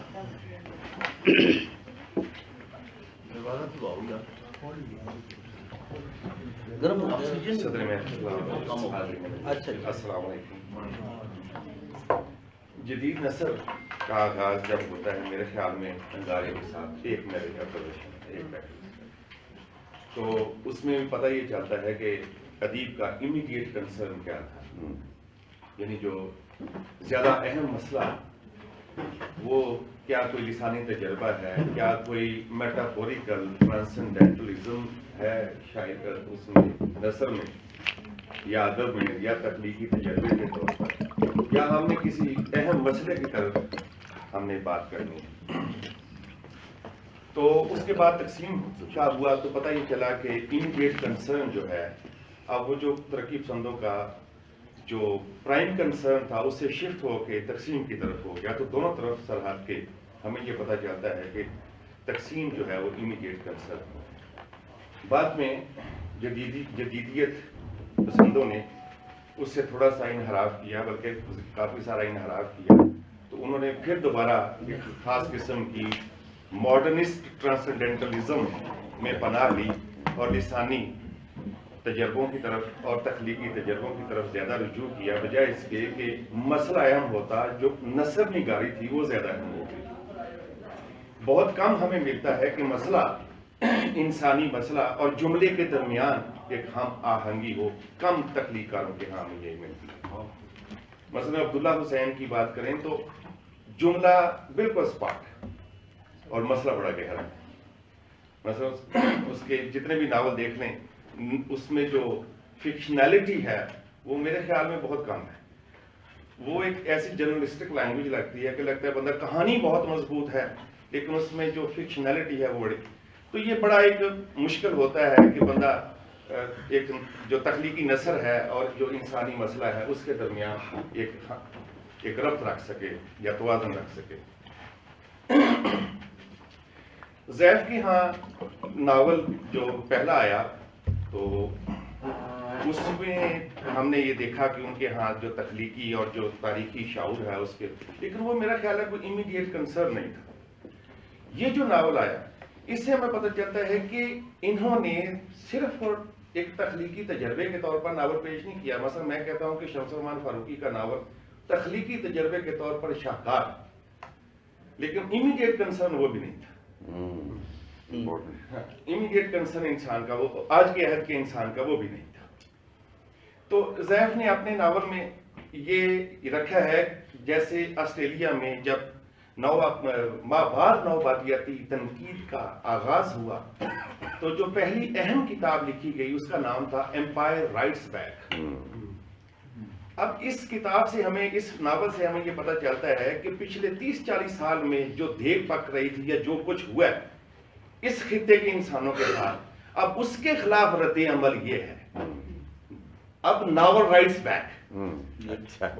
یہ ایک ہے نا، یہ ایک ناول نگار کا انتقام ہے اور وہ اتنا ہی لے سکتا ہے، اور وہ اتنا ہی لے سکتا ہے، اور اس نے شاندار طریقے سے لیا ہے۔ یعنی یہ کہتے ہیں کہ فدائیت اس میں ہے، اس میں کس طریقے سے جو نظریاتی خاص قسم کی کٹر ساختیں جس طریقے سے تانا بانا بن رہی ہیں، ابھی بات بھی کس نے، اس سے جو نئی ثقافت جنم لے رہی تھی اس کا جینیاتی مطالعہ ہے، اس قدر شاندار مطالعہ، اور پھر کیونکہ اس میں پوری تاریخ دی گئی ہے، یعنی آپ اس میں ایسا لگتا ہے کہ شرر کا کردار جو حسین ہے، وہ جو حسن بن صبا والا جو کردار ہے نا، وہ بالکل، تو وہ لگتا ہے کہ کہیں اس سے بھی مل رہا ہے. ہمیں پتہ چلتا ہے کہ یہ جب وہ فدائی کی بات کرے تو پیچھے ماضی میں لے کے جا رہے ہیں. ظاہر پلاٹ جو ہے وہ لینئر ہے آگے کی طرف. انہیں بڑا، یعنی آج کے دور میں بڑا چونکا تھا جب انہوں نے چھپنے سے پہلے ناول میں نے پڑھا تو میں نے اظہار بھی کیا، میں نے کہا زیف آج کے دور میں بڑے بڑے تجربے جیسے شعور کی رو کا ہے، بڑے عجیب و غریب تلازمہ کاری بھی جدید نثر نگار، ناول نگار، فکشن نگار کر رہے ہیں، لیکن آپ نے ایک لینئر پلاٹ میں کیا ہے، لیکن اس کے اندر بہرحال ایک تاریخ کی طرف بھی جا رہا ہے. لینئر بظاہر وہ جا رہا ہے لیکن اندر ایک تاریخ کی طرف بیک بھی جا رہی ہے اس کے. تو یہ بڑا اچھا آپ نے ایک ایکسپیرینس کیا، ایکسپیریمنٹ کیا. یہ کچھ چیزیں میری جو ہیں کہ میں سمجھتا ہوں کہ اس سارے جو تناظر ہے اس کو سمجھنے میں یہ بڑا ناول، اور یہ شاید یہ واحد ناول ہے جس نے ڈائریکٹلی اس معاملے پر گفتگو کی. اس کے علاوہ میرے خیال میں کوئی ایسا نہیں. اگر یہ کہیں کہ مجھے کوئی چیز اگر نہیں پسند آئی تو کیا، یعنی یہ تو مجھے بہت پسند نہیں آئی، تو یہ کہ پھر وہی بات ہے کہ جب ایک کردار فکشن میں اور ہسٹری میں، یعنی فکشنالٹی آف ہسٹری یہ تقاضا کرتی ہے کہ جب کوئی ایک کردار گھر سے نکلتا ہے تو وہ صرف نکلے نا، آس پاس دیکھ کے محسوس کر کے نکلے. لیکن شاید اس میں یہ تھا کہ کہانی کو مضبوط رکھنا ہے اور دلچسپی قائم رکھنی ہے. میں معذرت کے ساتھ محض دلچسپی قائم رکھنا ادیب کا کیا مقصد نہیں، محض دلچسپی یہ میرا اپنا ہے، آپ کا. اگر تو یہ کہتے ہیں کہ اگر کسی ناول نگار کا یہ مقصد ہے کہ دنیا کے تمام قارئین اس کا ہاتھ پکڑ کے تو چلیں، تو یہ پھر میرے خیال میں یہ ناول نگار کی ناکامی ہے، کامیابی نہیں. بہت سارے لوگوں کو اختلاف کی وجہ سے آپ کا ہاتھ جھٹک دینا چاہیے، آپ سے آرگو کرنا چاہیے. جو قاری ہے وہ شرحیاتی سوالات کرے، یار تم ایسا کیوں کر رہے ہو، یار تمہیں مسئلہ کیا ہے، وہ جھنجھوڑے اس کو، اور جو قاری کی امیدیں ہیں اس کو پڑھ کے رکھ دے. نہیں، جو تیرا اختتام ہے میں وہ نہیں کرنا چاہ رہا، میں تو اس طرح کرنا چاہ رہا ہوں. میرے خیال میں یہ اس قسم جو ڈاکٹر صاحب دین اس کو کہیں گے کہ پوسٹ ماڈرن جو فکشن نگاری ہے وہ یہی ہے. ہاں بالکل. تو خواہ مخواہ کاری کی ایکسپیکٹیشن پہ پورا اترنا یہ ایک ناکامی ہوتی ہے. بالکل صحیح بات. بہرحال یہ چونکہ بہت سارے لوگوں کو ہو سکتا ہے کہ یہ ناول ابھی بھی پسند نہ آئے، انہوں نے ایسا کام کیا بھی ہے. ابھی مثال کے طور پر ہم یہ کہتے ہیں کہ جو آخری سین ہے اس میں ایک طرح سے ایسے میں ایک فار فیچڈ کہتا ہوں کہ فرض کیا انہوں نے ایک تجربہ کیا جس کو کہتے ہیں میجیکل ریئلزم کا، ہے نا. بالکل. چلیں سائنس کو چھوڑ دیں، فلاں کو چھوڑ دیں، ایک فکشن کی ٹرم میں ہم یہ کہیں گے کہ ایک میجیکل ریئلزم کا ایک تجربہ تھا. لیکن واقعی اس میں جو سر رکھے ہوئے ہیں اور اس طریقے سے، تو وہ جو ایکسپیکٹیشنز کاری کی کہ ایسا نہیں ہو سکتا تو انہوں نے کر دکھایا. تو زیف نے بڑا اچھا ناول لکھا ہے، اور اس کے اوپر آپ سب نے جنہوں نے گفتگو کی ہے، میرا خیال ہے کہ سب کے سب اس پہ مضامین لکھیں تاکہ ایک الگ سے ایک اس کی تفہیم و تعبیر کے سلسلے میں ایک الگ سے کتاب سامنے آئے. بہت شکریہ. بہت شکریہ. اور ندیم اپنے مخصوص انداز میں جاتی تنقید دکھا رہے تھے اور بہت خوبصورت بات. اور دلچسپ بات یہ دونوں مرتبہ ادھر سے ایسے گئے ہیں اور ادھر سے واپس آئے. حضرات گرامی، اب اختر عثمان سے درخواست ہے وہ گفتگو کریں گے. آپ یہاں پہ آنا چاہیے، یہاں پہ اچھوانی بات. ٹھیک ہے، بہت شکریہ. اختر عثمان صاحب کی اجازت سے. اصل میں ناول یا اس کے کرداروں میں غیر جانبدار ہونا بہت مضر ہوتا ہے، اور اس کی وجہ سے قاری جو ہے اس کی دلچسپی کم ہو جاتی ہے جب آپ غیر جانبدار ہوتے ہیں، بہت اچھے تھے. اور جملوں میں کاٹ نہیں رہتی، جملے سپاٹ ہو جاتے. زیف سید نے اس میں کمال یہ کیا ہے کہ جانبداری کو بھی ہاتھ سے نہیں جانے دیا، غیر جانبداری کو، اور جملوں کو سپاٹ بھی نہیں ہونے دیا. میرے نزدیک اس ناول کا سب سے بڑا جو کمال ہے وہ یہ ہے. اور پھر میں سمجھتا ہوں کہ لٹریچر میں جو تاریخ لکھی جاتی ہے اس تاریخ کے متوازی جو بادشاہ یا حکمران لکھواتے ہیں اس کے متوازی ادب میں جو تاریخ لکھی جاتی ہے وہ زیادہ سچی ہوتی ہے. اس کا نقش جو ہے وہ مٹ نہیں سکتا، اور وہ صدیوں بعد بھی وہ تاریخ جو ہے وہ مستند تاریخ ہوتی ہے. تو زیف سید نے اس ناول میں اصل میں ساری صورتحال کو، چاہے وہ خارجی استعمار ہو یا داخلی استعمار ہو، 40 سال کی 45 سال کی جو صورتحال ہے اس کو ڈیکانسٹرکٹ کر دیں. اور انہوں نے جو استعمال کی ہے ٹیکنیک وہ پوسٹ ماڈرن ہے، لیکن ناول ہرگز پوسٹ ماڈرن نہیں. گلمینا آخر تک اس میں دلچسپی برقرار رہنے کی وجہ جو بنیادی ہے وہ اصل میں وہ علائق ہیں جو مصنف کے اور قاری کے اس کے ساتھ ہیں، کہ کتنا ایک پڑھنے والے کا کتنا تعلق ہے ایک کریکٹر سے. اور حیرت انگیز بات یہ ہے کہ اس کے مرنے پر تعصب ہوتا ہے، حالانکہ وہ بالکل ان نظریات کی حامل ہے یہ دیکھیں جو انسانیت کے لیے کوئی بہت زیادہ مفید نہیں، لیکن اس کے مرنے پر اور اس کی پورے جو بیک گراؤنڈ ہے اس کا، اس کے بیٹے کے حوالے سے اور اس کے شوہر جو ہیں ان کے حوالے سے، ایک کردار سے تھوڑا سا آپ ہٹ جاتے ہیں. زیف سید نے بار بار یہ جرک دیا ہے کہ آپ اس سے ہٹ جائیں، کہ کریکٹر سے دور ہو جائیں جو ان کا مین کریکٹر، اور آخر میں جا کر پورے کا پورا تاثر جو ہے وہ گلمینا کے حق میں جاتا ہے. بالکل صحیح. حالانکہ کام وہی وہ کرتی ہے جو انسانیت کے لیے مفید نہیں ہے. اچھا، یہ انہوں نے جہاں جو ابواب بندی ہے، میں نے اصل میں اس کو 2 زبانوں میں پڑھا. ایک بار انہوں نے عطا کیا تھا ای میل کے ذریعے، انگریزی میں بھیجا تھا، اور اس کا نام تھا the dark side of paradise. وہ بھی میں نے ایک ورژن پڑھا ہوا ہے اس کے چھپنے سے پہلے، اور پھر گلمینا جو ہے وہ جب چھپا تو اردو میں اس کو پڑھا. دونوں میں تھوڑی بہت چینجز جو ہیں وہ ظاہر ہے موجود ہیں. یہ ایک کمال ہوتا ہے لکھنے والے کا کہ وہ جو ڈائلیکٹکس چل رہی ہیں، وار جو چل رہی ہے، وار آن ٹیرر چل رہی ہے. آپ نے دیکھا ہوگا کہ ہمارے انگریزی کے اکثر لوگوں نے اس موضوع پہ لکھ رکھا ہے. بہت سارے ناول چھپ چکے ہیں انگریزی میں، پاکستانی لوگوں کے بھی چھپ چکے ہیں، لیکن اس کا اختصاص کیا ہے یہ اصل میں ہمیں دیکھنا. وہ جو ہیں وہ جیسے فرخ ندیم نے کہا، انگریزی کے پوری ذمہ داری سے میں کہہ سکتا ہوں جو 5-6 میں نے پڑھے ہیں، انگریزی کے وہ ناول قارئین کو یا ان لوگوں کو خوش کرنے کے لیے لکھے گئے ہیں جنہوں نے اس خطے میں وہ صورتحال پیدا کی، جبکہ یہاں پر مسئلہ بالکل الٹ ہے.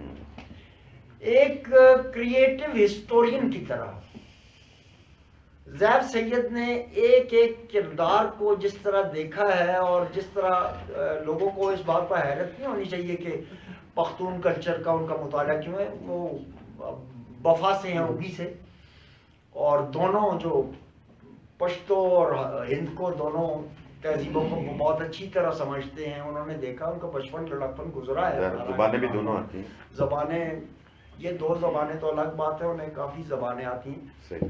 تو اچھا، ایک میں نے ہمیشہ انہیں ایک انویسٹیگیٹر کے طور پہ دیکھا کہ وہ تفتیش کے عمل سے گزرتے رہتے ہیں اور تجسس ان میں بہت زیادہ. تو یہ جو فوری طور پر اب باب بندی ہے اور اس میں باب فوری طور پر ختم ہو جاتا ہے، تو اصل میں وہ تھرلر نہیں ہے، وہ میلٹ ہوتا ہے جا کے کوئی 3-4 ابواب کے بعد اگلے باب میں. میں یہ سمجھتا ہوں کہ اس ناول کی ایک کام ضرور ہو سکتا تھا اور وہ تھا تھوڑی سی مزید ایڈیٹنگ. تھوڑا سا مجھے لوزلی نیٹڈ لگا، تو ٹائٹلی نیٹڈ ایک ہو سکتا تھا، لیکن اس میں بہت زیادہ نہیں، کوئی 15 سے 20 صفحے تک ایسے ہیں جو کاٹے جا سکتے ہیں. اچھا، یہ پڑھتے ہوئے مجھے انگریزی کی کوئی ایسی کتاب یا اردو کا کوئی ناول اس لیے یاد نہیں آیا کہ، اور جو زیف سید نے بورخس کا ترجمہ کر رکھا ہے وہ بھی اس کے اثرات جو جن چیزوں کے ترجمے انہوں نے کیے ہیں بورخس سے پہلے کی بات کر، مثلا جس کلینڈسٹائن ایکٹیویٹی میں امریکہ نے ہمارے حکمرانوں کو ڈال دیا اور آپ کی ٹاپ ٹیئر ساری کی ساری جو ہے اس کریڈل میں چلی گئی، امریکن کریڈل میں، تو اس سے آپ کا تہذیبی نقصان کیا ہوا یہ اصل میں یہ ناول بتاتا ہے. اور یہ بتاتا ہے یہ ناول کہ جو آپ کا فیوچر سچویشن ہے وہ کیا بنے گی، اور یہ بتاتا ہے کہ کس طرح نظریات جو ہیں وہ باقاعدہ انجیکٹ کیے جاتے ہیں. میں نے جتنا ان کے پاس بیٹھا ہوں یا جتنا بھی ان کو پڑھا ہے، گلمینا ہو یا بورخس کی کہانیاں ہو یا آدھی رات کا سورج ہو، میں نے ہمیشہ یہ محسوس کیا ہے کہ زیف سید جو ہے وہ بجائے لفظ کے ذریعے معنی اجاگر کرنے کے، وہ جملوں میں احساس کی سطح پر اس معنی کو اجاگر کرتے ہیں. وہ محض لفظوں سے کھیلنے والے فنکار نہیں ہیں. ہمارے یہاں اکثر یہ ہے کہ لفظوں کا تانا بانا بن کے تو یا کہانی کو ایک فلمی انداز میں چلانے والا جو فرق کو محسوس ہوا کہ شاید اینڈ جو ہے یا اینڈ سے کچھ پہلے کے صفحات جو ہے وہ قاری کے ساتھ سمجھوتا کر لیا گیا، تو ایسا نہیں. اس کی وجہ بنیادی جو مجھے لگی ہے وہ یہ ہے کہ زیف سید نے اس کریکٹر کو شروع سے ہی طے نہیں کر لیا تھا کہ گلمینا آخر میں پھٹ جائے گی. With the passage of time جس طرح کے حالات پیدا ہوئے ہیں، یہی وجہ ہے کہ گلمینا سے شروع میں اور آخر میں اس کے نظریات کے باوجود، جیسے میں نے عرض کیا، شروع میں اس کے ساتھ اتنی ہماری ایفیلیشن اس طرح نہیں ہوتی، بلکہ وہ جو کہتے ہیں کہ انفیچویشن ہے شروع میں، وہ جو اس کا خاوند ہے اس کے ساتھ. اور وہ جو نقطہ نظر انہوں نے دیا کہ کس طرح نکاح جو ہے ایک انتہائی اہم ایکٹیویٹی جو ہے اس کو کس طرح کھیل بنا دیا جاتا ہے جب تہذیب کا سوال ہوتا ہے. آپ کی ایک قدر جو ہے وہ کس طرح ملیا میٹ ہو جاتی ہے، اور بہت ساری اقدار جو ہیں وہ کس طرح بیرونی طاقتوں کی وجہ سے آپ کی جو داخلی اور آپ کی جو قومی اقدار ہیں کس طرح وہ زوال کی طرف چلی جاتی ہیں.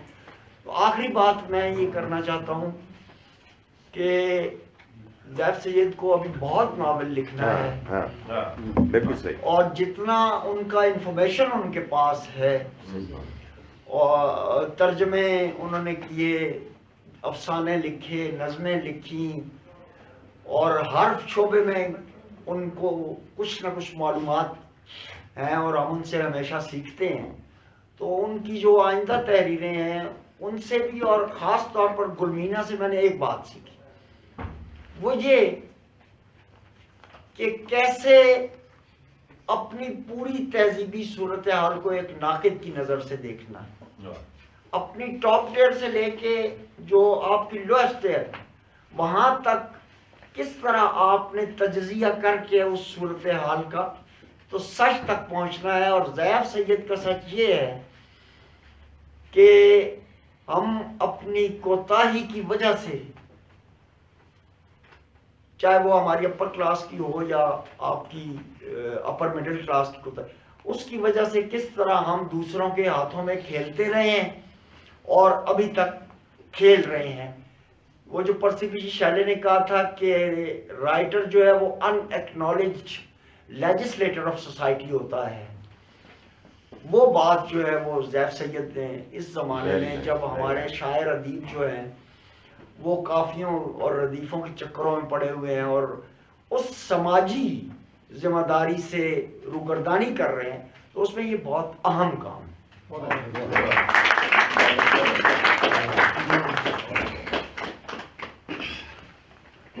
حضرات، ضیاف سید کے تمام دوستوں نے جس طرح تجزیہ کیے ہیں وہ انہیں تشفی ہوئی ہوگی. انہوں نے آج دیکھا ہوگا کہ ان کے ناول کو ان کے دوستوں نے کس طرح جانچا ہے، پرکھا ہے، کس طرح اس کو ابزارو کیا ہے. بہت خوشی ہوئی، ایک بہت خوبصورت گفتگو ہوئی. ہمارے بہت اچھے نقاد، بہت اچھے نظم نگار، نظم کا ایک بہت بڑا نام علی محمد فرشی صاحب. آپ وہاں بات کرنا چاہیں تو یہاں آ جائیے.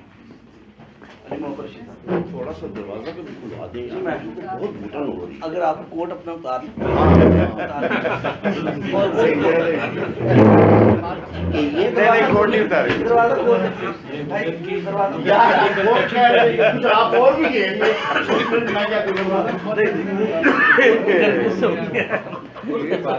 یار بات یہ ہے. نہیں میں نے اب میرے لیے سوالات کا ایک تانتا بنا ہوا ہے اور میں کسی بھی سوال کا جواب نہیں دوں گا اور نہ ہی میں کسی کو کنڈیم کروں گا. میں کہہ دوں گا. میں تو ایک اور آگے سے دیکھ لیتا ہوں. ظاہر ہے کہ ایک تخلیق، بڑی تخلیق کا ایک پہلو یہ بھی ہوتا ہے کہ اس کے پہلو بے شمار ہو. تو میں نے اس کو وقت، تاریخ اور سماج کے جبر کے حوالے سے دیکھا ہے اور اس کی سرفس سٹرکچر سے زیادہ میں اس کے ڈیپ سٹرکچر کی طرف متوجہ رہا. مثلا یہ دیکھیے کہ اگر اس کا باپ نہیں تھا تو دادا تھا.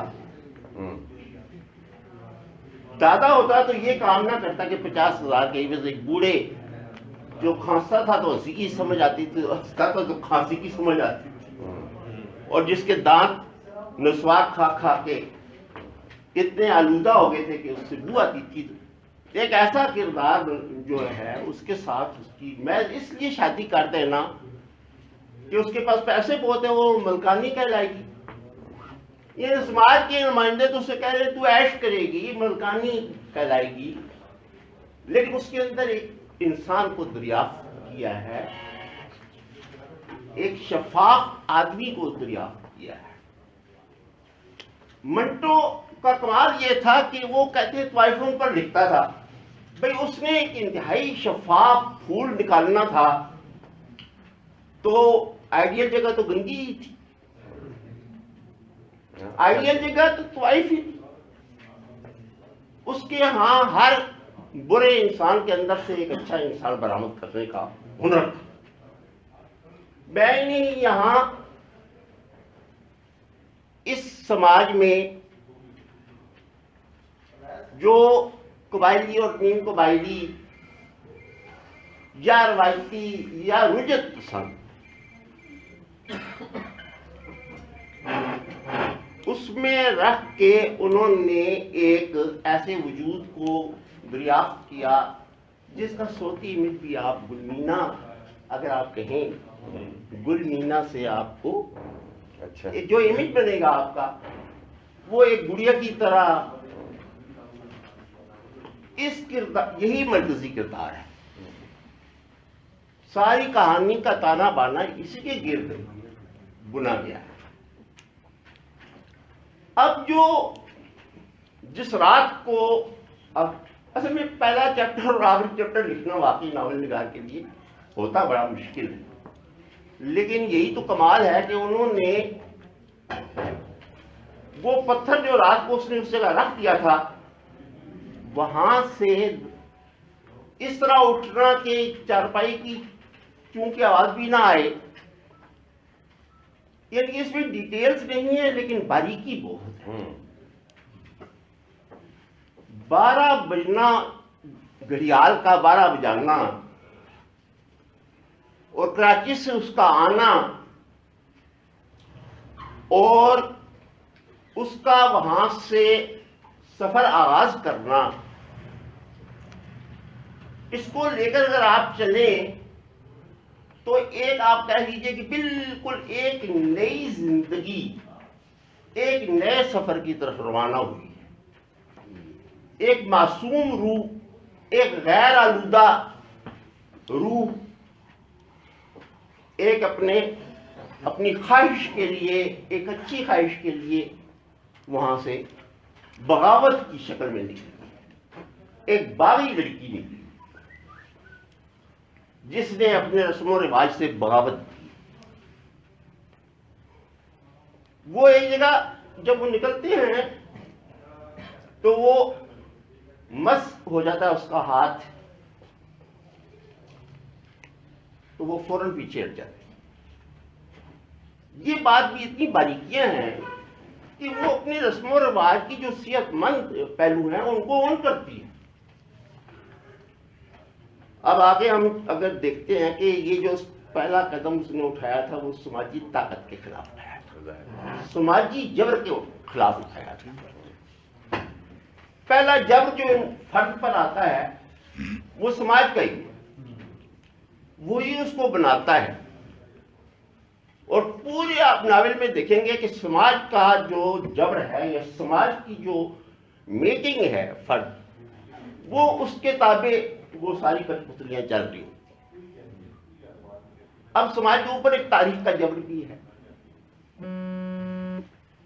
یہ اس حوالے سے نہیں کہ یہ کوئی 1000 سال کی تاریخ اس میں سمو دی ہے ظفر صاحب نے، 1000 نے تو 800-900 سال ضرور ہو۔ ابدالی کی اتنی باریکیاں کہ اس کی ناک میں کیڑے پڑ گئے تھے اور وہ چاندی کی ناک لگاتا تھا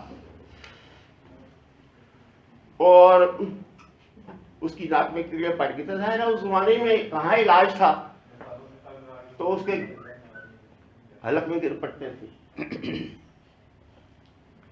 اب ابدالی کے بارے میں رائے موجود ہے، جس طرف یہ کہ ہم نے بھی جینا ہے، انہوں نے بھی جینا ہے، انہوں نے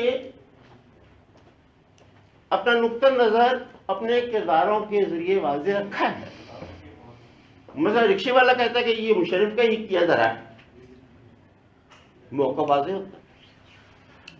بے نظیر کے قتل میں اب ایک کوس بنا کے آپ لائیں، گلمینا ہی بے نظیر، بے نظیر کی گلمینا کی ایک علامتی شکل بے نظیر کی شکل میں ہمیں سامنے آتی ہے۔ جس طرح اس نے بغاوت کی،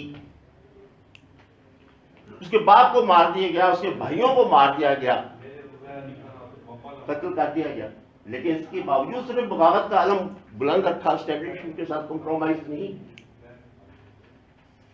یہ ایک طرف یہ ہے، ہر کردار اس قدر جسٹیفائیڈ ہے۔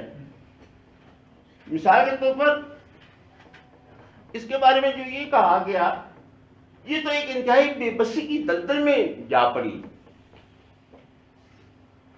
وہ تو چاہے برٹش کا افغانستان میں گھسنا ہو یا سوویت یونین کا یا امریکہ کا، اس سے ناول کو غرض نہیں ہے۔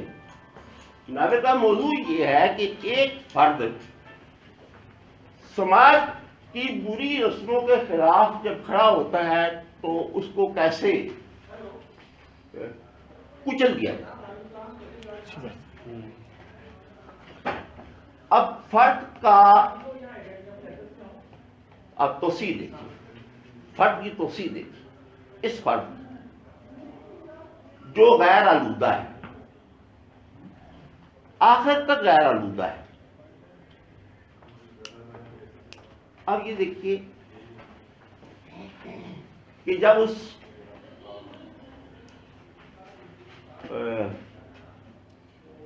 زرجانان کے بعد جب اس کا ایک وہ رشتہ لے کر آتے ہیں، وہ جو سینئر دیکھنے والا ہے کہ وہ اس کو سمجھ نہیں آتی کہ یہ کیا کہنا چاہتا ہے.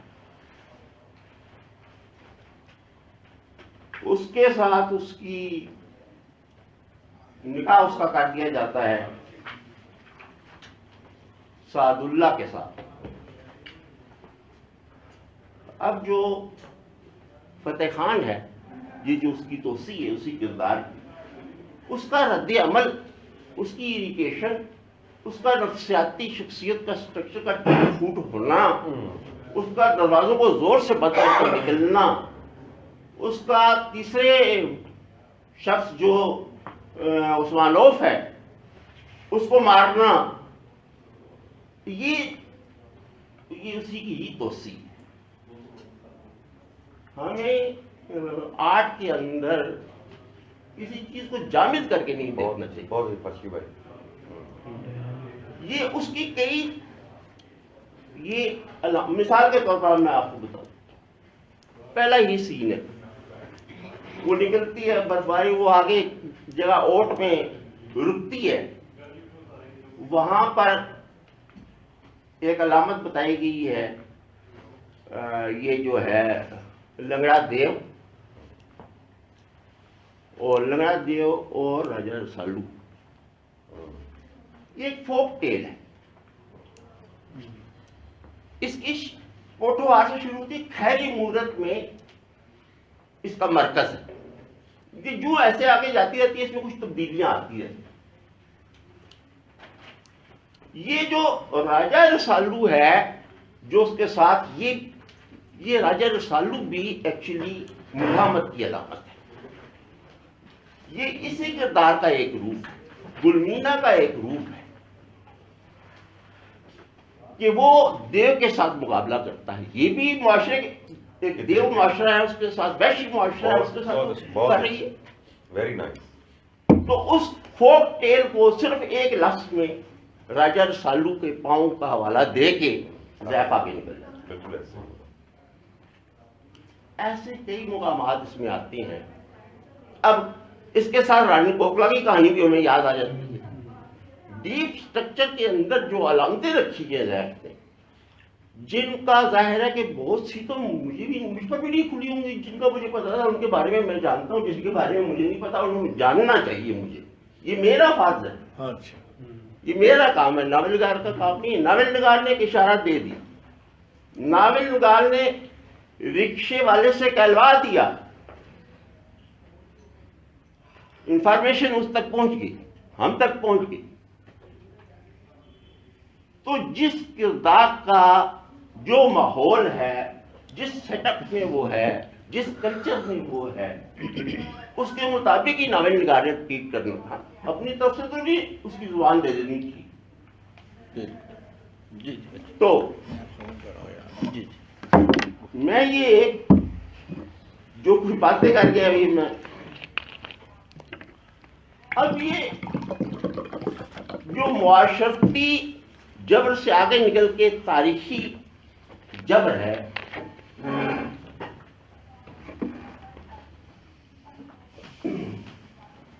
اس کو انہوں نے بطور ٹول استعمال کیا.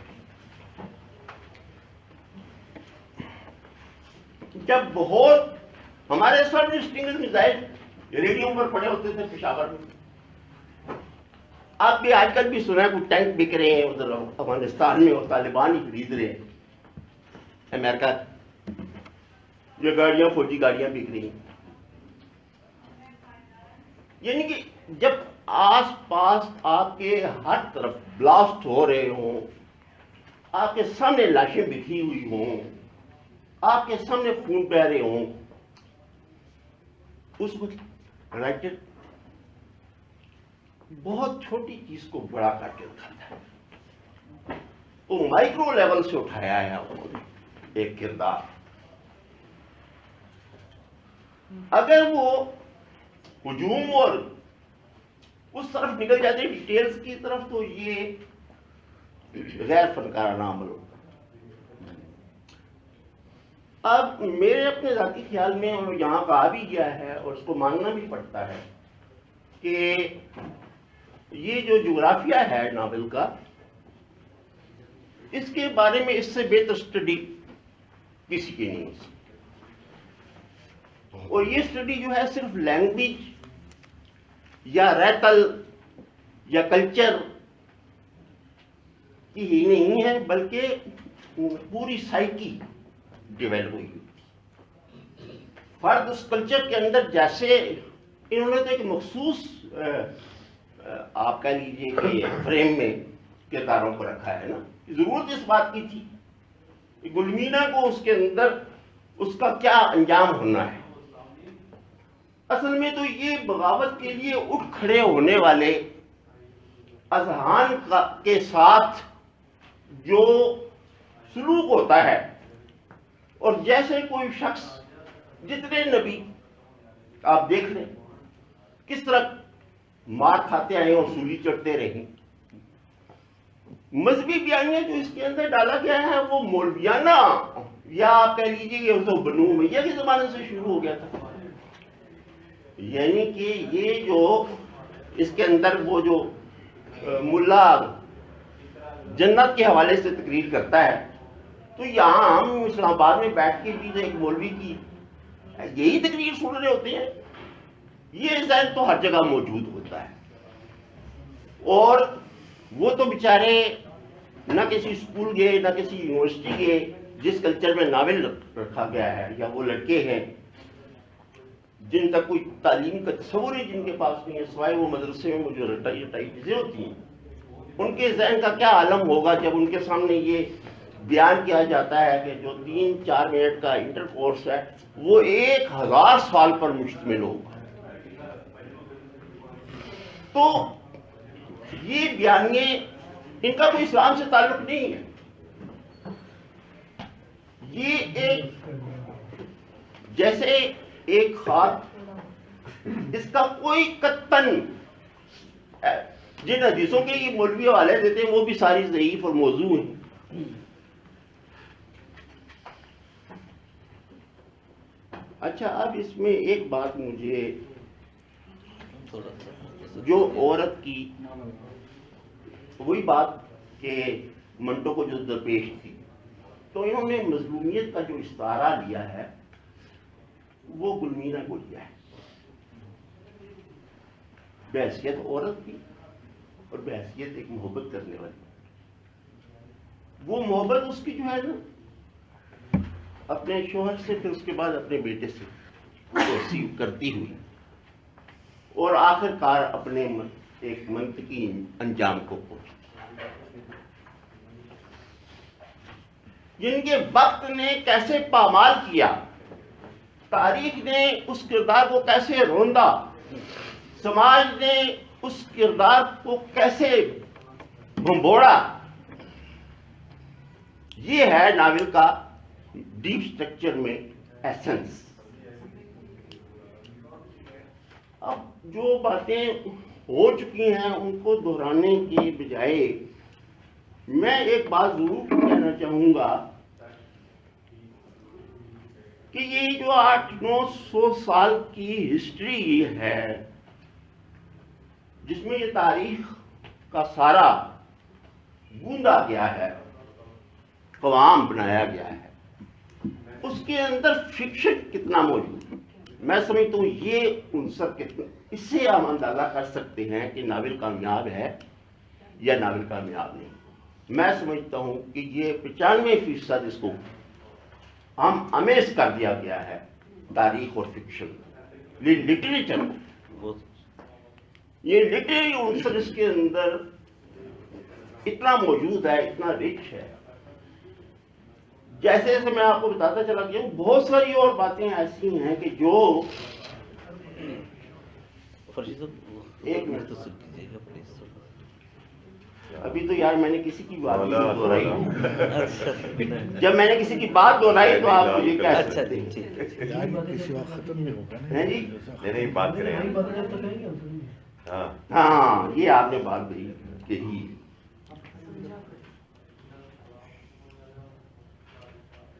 بس یہ ایک بات میں یہ کہتا ہوں کہ یہ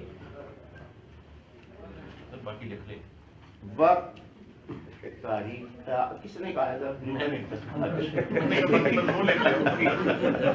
ٹائم کافی ہو گیا. اتنا بھی نہیں ہو رہا ہے یاد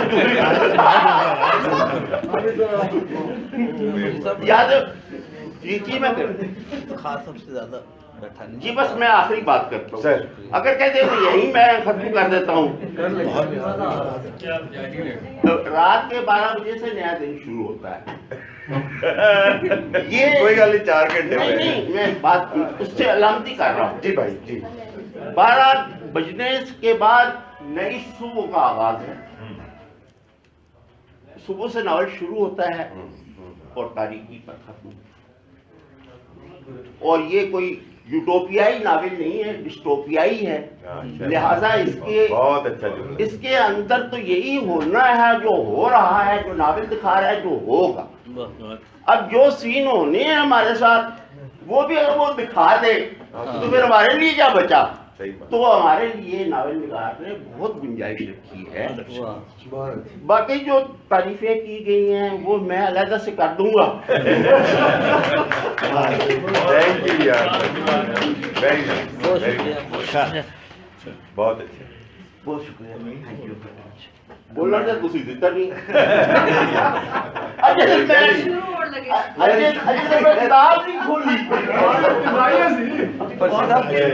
کم از کم 15-16 منٹ آپ نے گفتگو کی ہے. بہرحال شکریہ. بھائی میں نے ایک ریفرنس نہیں دیکھنے دیا آپ لوگوں نے مجھے. یہ دیکھنے کتنے لگے وہ ٹائم یہ آپ دیکھ لیں. نہیں آپ نے واقعی آپ نے بہت محنت سے پڑھا ہے، بہت توجہ سے پڑھا ہے اور ہمیں رہنمائی چاہیے تھی. یہ گفتگو پھر انشاءاللہ حلقے میں رکھیں گے. آپ آئیے گا، آپ کے ساتھ ایک نشست رکھیں گے اس ناول میں. اچھا زیف سید سر خاص طور پر وہ آئے. شکریہ. زیف سید تو نہیں بات کر سکتے. نہیں وہ بات نہیں کر سکتے ہمارے صدر خاص آئے اور آپ سے گزارش ہے ذرا توجہ سے سنیے، ذرا خاموشی. Thank you. دروازہ بند کر لیں بے شک. موبائل آن کر لیں. ہاں جی پہلے تو سب سے ہاں یہ اچھا کیا. بہت ہی میں مبارکباد دیتا ہوں. ابھی یہاں میں سمجھتا ہوں کہ عام طور پر کتاب کی رونمائی کی تقریبوں میں جس طرح کی گفتگو ہوتی ہے یہ بالکل مختلف گفتگو کی گئی اور بہت یعنی دوستوں نے بھی صاحب گوئی سے گفتگو کی اور سب دوستوں ہی نے گفتگو کی اور بہت اچھی گفتگو کی. ان لوگوں نے بھی جنہوں نے اس ناول کو چھپنے سے پہلے بھی پڑھا اور بعد میں بھی پڑھا. میں کوئی اس میں اضافہ شاید نہیں کر سکوں گا. مجھے منصبی طور پر میری ذمہ داری تھی ناول پڑھنا. میں جس زمانے میں ملازم ہوا تو میرا پہلا پیشہ یہی تھا کہ میں پاکستان ٹی وی سے وہ کہانیاں اور وہ ناول پڑھوں جو نشر کیے جا سکتے ہوں.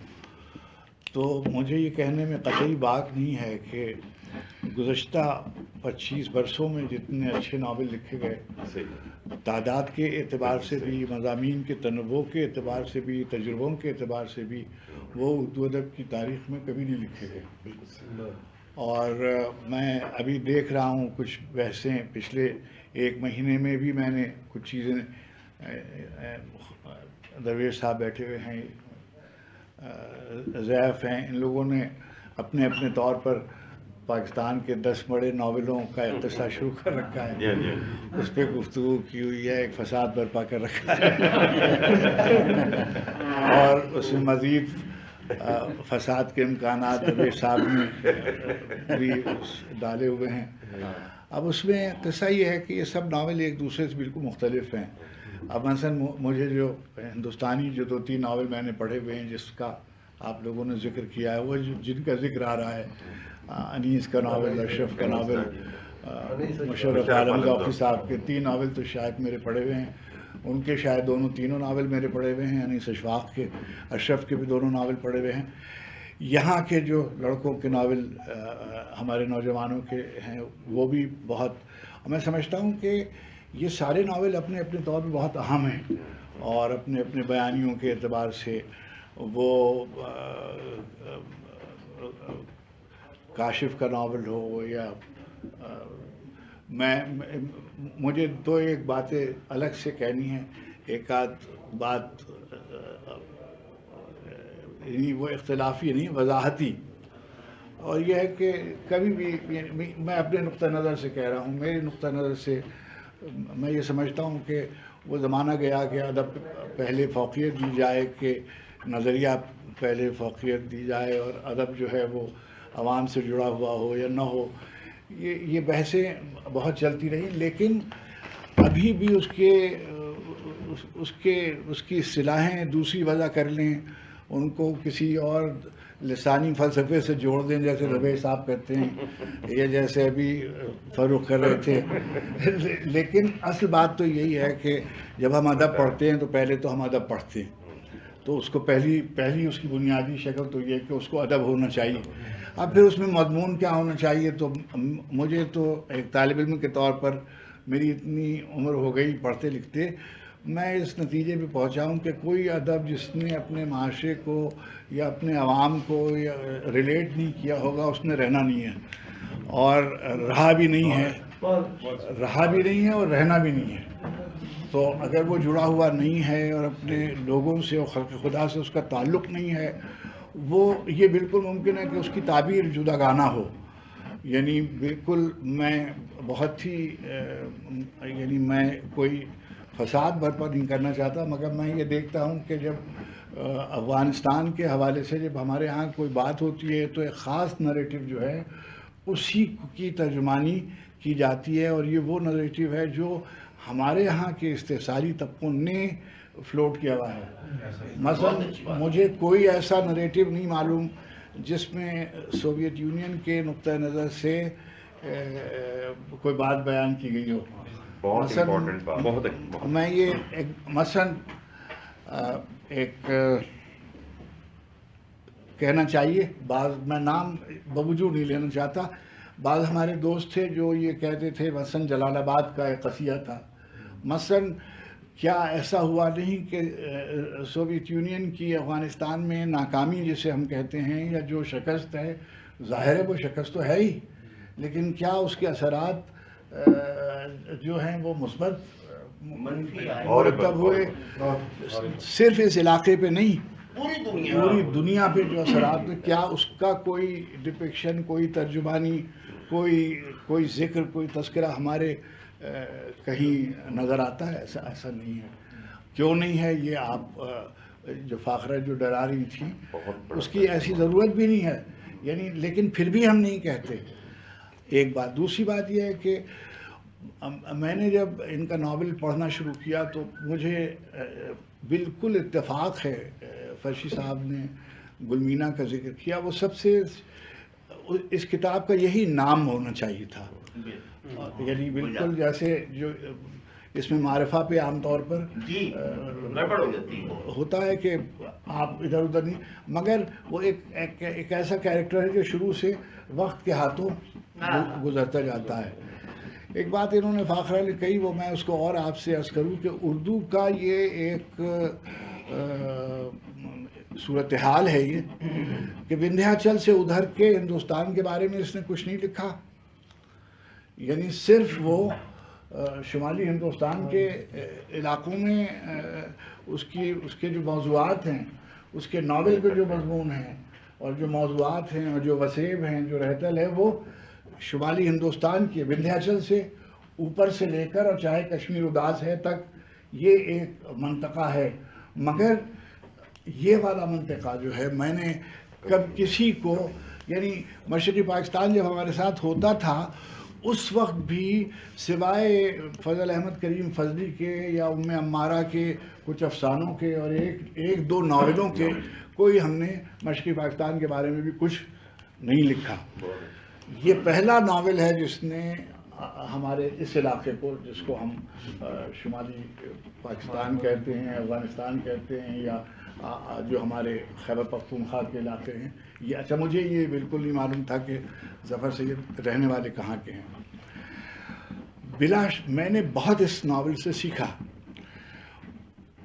تاریخی ناول لکھنے والوں میں ایک پریشانی ہوتی ہے، یا تو وہ مستنصر حسین تارڑ کی طرح بہاؤ میں ایک زبان ایجاد کرنے کے التباس میں مبتلا ہو جاتے ہیں، یا پھر زینوں کی طرح ایک فضا بنانے میں وحید احمد کے ناول کی طرح ہو جاتے ہیں. دونوں ناول بہت اچھے، مجھے بہاؤ بھی بہت اچھا لگا اور یہ زینوں بھی بہت اچھا لگا. مگر میں نے یہ دیکھا کہ مجھے بالکل اندازہ نہیں تھا کہ زیف نے کوئی اوپر سے چھڑکی ہوئی لغت کے بغیر ایسی لغت دی ہے جس سے، اور میں سمجھتا ہوں کہ میں نے تو کسی بھی، جیسے ذکر آیا کہ یہ جو اسلامی تاریخی ناول ہوتے ہیں ان میں سے بہت ذکر ہوتا ہے ان علاقوں کا جو ماوراء النہر کے اور شام کے اور عراق کے، ایسے معلوم ہوتا ہے کہ سب. مگر جیسے عزیز احمد نے ایک ہسٹوریکل ناولز میں اپنی لغت دی تھی کہ اردو ہی میں وہ ایسی فضا کریٹ کر دیتے تھے، یا قاضی عبدالستار نے دارا شکوہ میں یا خدنگ جستہ میں، اور جب آنکھیں آہن پوش ہوئیں اور زرری تاج میں، کہ وہ اسی اردو میں آپ ان علاقوں میں اور ان جگہوں پر اس تاریخ میں چلے جاتے ہیں. زیف کا کمال یہ ہے کہ اسی اردو محاورے میں انہوں نے پورا ان کا بیانیہ جو ہے وہ آ جاتا ہے. مجھ کو اعتراف کرنا چاہیے، اور یہ میری کمزوری ہے کہ مجھے اس علاقے کے بارے میں اتنا نہیں معلوم تھا. مجھے اس کی جگہوں کے بارے میں، اس کی پہاڑیاں، اس کے درے، اس کی وادیاں، ممکن ہے میں نے کچھ کہانیاں پڑھی ہوئی ہوں، اور جیسے کچھ لوگوں نے افسانے لکھے ہوئے ہیں اس علاقے میں، مگر پوری طور پہ بھرپور ناول جو اس پورے علاقے کو پروجیکٹ کرتا میں نے اس سے پہلے نہیں دیکھا. دوسری بات یہ ہے کہ جیسے لوگوں کے بارے میں، مثلا احمد شاہ عبدالی کے بارے میں ایک تاثر ہے. اب یعنی یہاں بچے بیٹھے ہوئے ہیں، نوجوان بیٹھے ہوئے ہیں، یہ بات شاید نہ جانتے ہوں، مگر انہوں نے کیونکہ اس کو لکھا ہے تو اس لیے میں کہتا ہوں. ہماری پشتونخوا کا جو معاشرہ ہے، اس میں جب کسی شخص کے ساتھ عظمت اور فضیلت کا انتصاب کرتے ہیں تو اس کے ساتھ بابا کا لفظ لگا دیتے ہیں. جیسے ہم کہتے ہیں رحمان بابا، ہم جیسے کہتے ہیں خوشحال بابا ہم کہتے ہیں، جیسے حمزہ بابا ہم کہتے ہیں، جیسے باچا خان بابا ہم کہتے ہیں، اسی طریقے سے احمد شاہ بابا کہتے ہیں. احمد شاہ عبدالی کا ان کے معاشرے میں، اس لیے کہ اس سے پیشتر افغان قوم کا کوئی تصور کسی طرح کا نہیں تھا. وہ پہلے آدمی ہیں جنہوں نے ان کو ایک طرح کی شناخت دی. آپ اس سے اتفاق کر سکتے ہیں، اس سے اختلاف کر سکتے ہیں. مثلا ہمارے ہاں جو تاریخ لکھی گئی اس میں بعض جگہوں پر، خود ہمارے پنجاب میں ان کے بارے میں ایک دوسرا نقطہ نظر ہے، مگر پانی پت کی لڑائیوں کا جہاں ذکر مسلمانوں کی تاریخ میں آیا ہے وہ بالکل ایک جداگانہ نقطہ نظر ہے. انہوں نے جس طریقے سے اس پوری تفسیر کو لکھا ہے، کہیں بھی انصاف کا اور دیانت کا اور جانبداری کا شائبہ نہیں گزرتا. یہ ایک بہت بڑی بات ہے. حسن بن صباح کے بارے میں اب آپ سب جانتے ہیں کہ یہ جو حشاشین ہیں، جو ایسیسنز ہیں، یہ جو لفظ بھی وہیں سے نکلا. ان کا ایک، مجھے یاد ہے کہ جب فردوس بری میں نے چاہا کہ میں ٹی وی کے لیے اس کو کروں تو باقاعدہ ایک فرقے کی طرف سے احتجاج ہوا اور پھر نشر نہیں کیا جا سکتا. تو مگر انہوں نے حسن بن صباح کو بہت ہی، اور جو دوسرے انڈاکٹرینیشن کی جو پروسیس جس طریقے سے انہوں نے دکھائی ہے، ایک آدھ فلم میں بھی یہ قصہ آیا ہے. افغانستان میں لکھے گئے، جیسے اختر عثمان نے صحیح کہا، 3-4 ناول انگریزی کے آئے ہیں، لیکن انگریزی کے کسی ناول میں، سب ناولوں میں ایسا لگتا ہے جیسے سنی سنائی باتیں ہیں، یا یہ جرنلسٹک باتیں ہیں، یا یہ ٹیلی ویژن کا یا میڈیا کا نریٹو ہے جس کو لے کر وہ لکھ رہے ہیں، حقیقت امر سے وہ بالکل واقف نہیں ہے. یہ پہلا ناول ہے اردو میں جس کو پڑھ کر آپ حقیقت سے واقفیت آپ کو ہوتی ہے اور صحیح صورتحال کا اندازہ ہوتا ہے. انگریزوں سے متصادم معاشرہ کیسا تھا، پھر طالبان کا معاشرہ کیسا تھا، پاکستان افغانستان کا جو کنٹرڈکشن بن رہا ہے وہ کیسا تھا، پھر بیوی کے بارے میں جو بات کہی گئی. ایک چیز کو ایک سے زیادہ طریقے سے بیان کیا جا سکتا ہے. مجھ کو یہ میں ذاتی اپنا تاثر بتاتا ہوں کہ بے حد مجھ کو اچھے لگے 200-250 صفحے جو شروع سے 250 صفحے ہیں، جس میں ابھی کوئی سیاست نہیں آئی ہے، ابھی صرف وہ اغوا ہوا ہے، ابھی صرف وہ لڑکی اپنی ٹھکانے پہ پہنچی ہے، ابھی وہ بچہ جو ہے وہ پیدا ہوا ہے، ابھی شفیق جو ہے وہ گزر گیا ہے، اب مولوی صاحب وغیرہ وغیرہ. اب اس کے بعد ایسا لگتا ہے کہ جیسے 2 کمپارٹمنٹ ہیں، ابھی یہاں سے ایک دوسرا قصہ شروع ہوتا ہے جہاں سے حالات حاضرہ ٹیک اوور کرنے لگتے ہیں فکشن سے. میں یہ نہیں کہتا کہ ایڈیٹنگ کا، جس کی طرف اشارہ اختر عثمان نے کیا، ایڈیٹنگ کا صرف ایک ہی مفہوم نہیں ہوتا کہ اس سے چیزیں منہا کر دی جائیں. ایڈیٹنگ کا ایک مفہوم یہ بھی ہوتا ہے کہ اس کو پھیلا کر بیان کیا جائے. تو مجھے یہ لگتا ہے کہ جو آخری حصے تھے وہ ہریڈلی ریٹن ہیں، ان کو جلدی کسی نتیجے پر پہنچایا گیا. خاص طور پر جو آخری 50 صفحے ہیں could have been rewritten اور وغیرہ. لیکن پھر تو ناول کی ایک ضخامت ہوتی ہے، ناول کو سسٹینیبلٹی ہوتی ہے، اس کے فکشن کی، اس کی سٹوری لائن کی سسٹینیبلٹی ہوتی ہے. اس سے بھی ان کو بچنا تھا، یہ ان کی مجبوری تھی. اس کو کمپیکٹ رکھنا تھا، اس کو آرگنائز رکھنا تھا، اس کو کیریکٹرز کو نکلنے نہیں دینا تھا. یہ وہ مجبوریاں تھیں جس کی وجہ سے ان کیا. تیسری بات جو میں ان کے بارے میں میں جانتا ہوں کہ بہت ہی علم جو ہے مطالعے کی بنیاد پر اور تاریخ کی اور اس کی بنیاد پر نہ شاعری ہو سکتی ہے اور نہ فکشن ہو سکتا ہے. بالکل اسی طرح سے جہل کی بنیاد پر بھی نہیں ہو سکتا. تو یعنی جہالت کی بنیاد پر پیور پوئٹری کرنا، ہمارے یہاں بعض ادیبوں کا خیال یہ ہے کہ بغیر پڑھے لکھے وہ شعر کہہ سکتے ہیں، فکشن لکھ سکتے ہیں. بالکل ایک غلط بات ہے. یہ بہت پڑھے لکھے آدمی ہیں مگر انہوں نے کسی بھی جگہ ایک جملہ بھی ادعا کا نہیں ہے جہاں پر نمائش لگ رہی ہو. میں نے دیکھے مثلا ابھی ذکر ہوا، آپ نے عبداللہ حسین کا ذکر کیا. مثلا میں گفتگو نہیں کرنا چاہتا، رخصت ہو جانے والے پہ گفتگو نہیں کرنی چاہیے.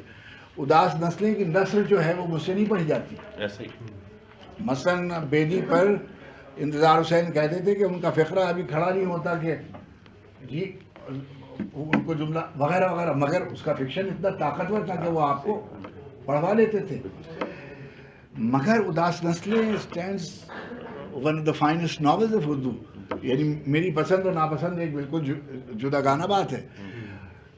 ہسٹوریکل ناول کو یا ہسٹوریکل فیکٹس والے ناول کو یا کرنٹ افیئرس بیسڈ ناول جو ہیں آپ سب جان رہے ہیں، یہ جرنلسٹ ہیں بنیادی طور پر، تھے یا ہیں.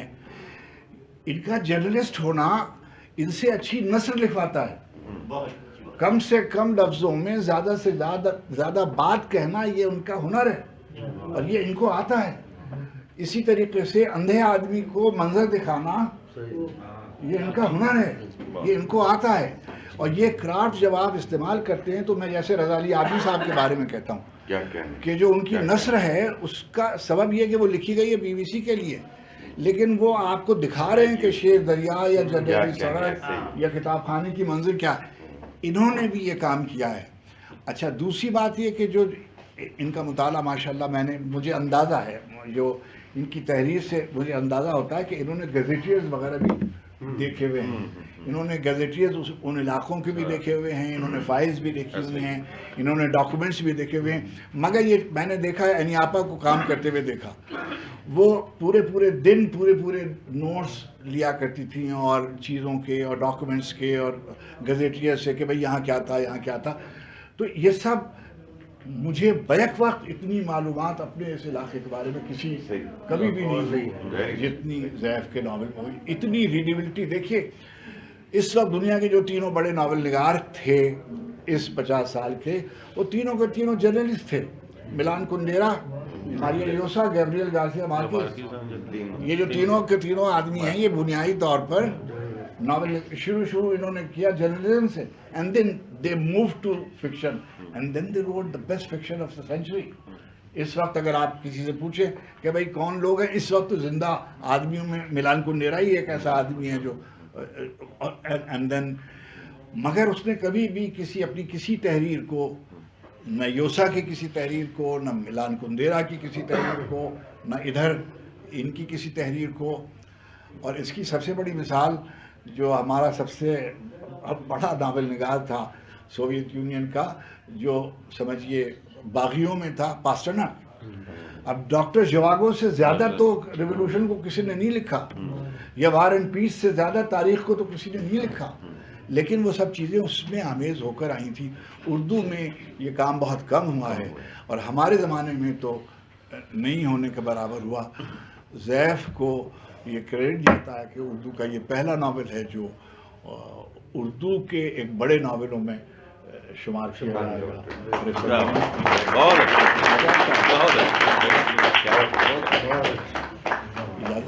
जी हजरात, बहुत शुक्रिया। साहिब सदर आपका बहुत शुक्रिया, आपने बहुत तफसीली और बहुत जामे गुफ्तगू की, बहुत तज्जिया किया आपने नावल का और बहुत हिम्मत दिलाई नावल निगार ये हल्के की रवायत के खिलाफ। तो बहुत शुक्रिया आप सबका, और बहुत शानदार तकरीब रही जी। आप क्या किताब बाहर पढ़ी है? हाँ, किताब पढ़ी हुई है, दोस्तों लेनी हो, किसी ने खरीदनी किताब ले लो। मैं गुलमीना, हाँ जी गुलमीना बाहर है, अगर किसी को चाहिए हो तो आप ले सकते हैं और हाँ खरीद सकते हैं। और चाय जो है बाहर मुंतज़िर है साथ कमरे में।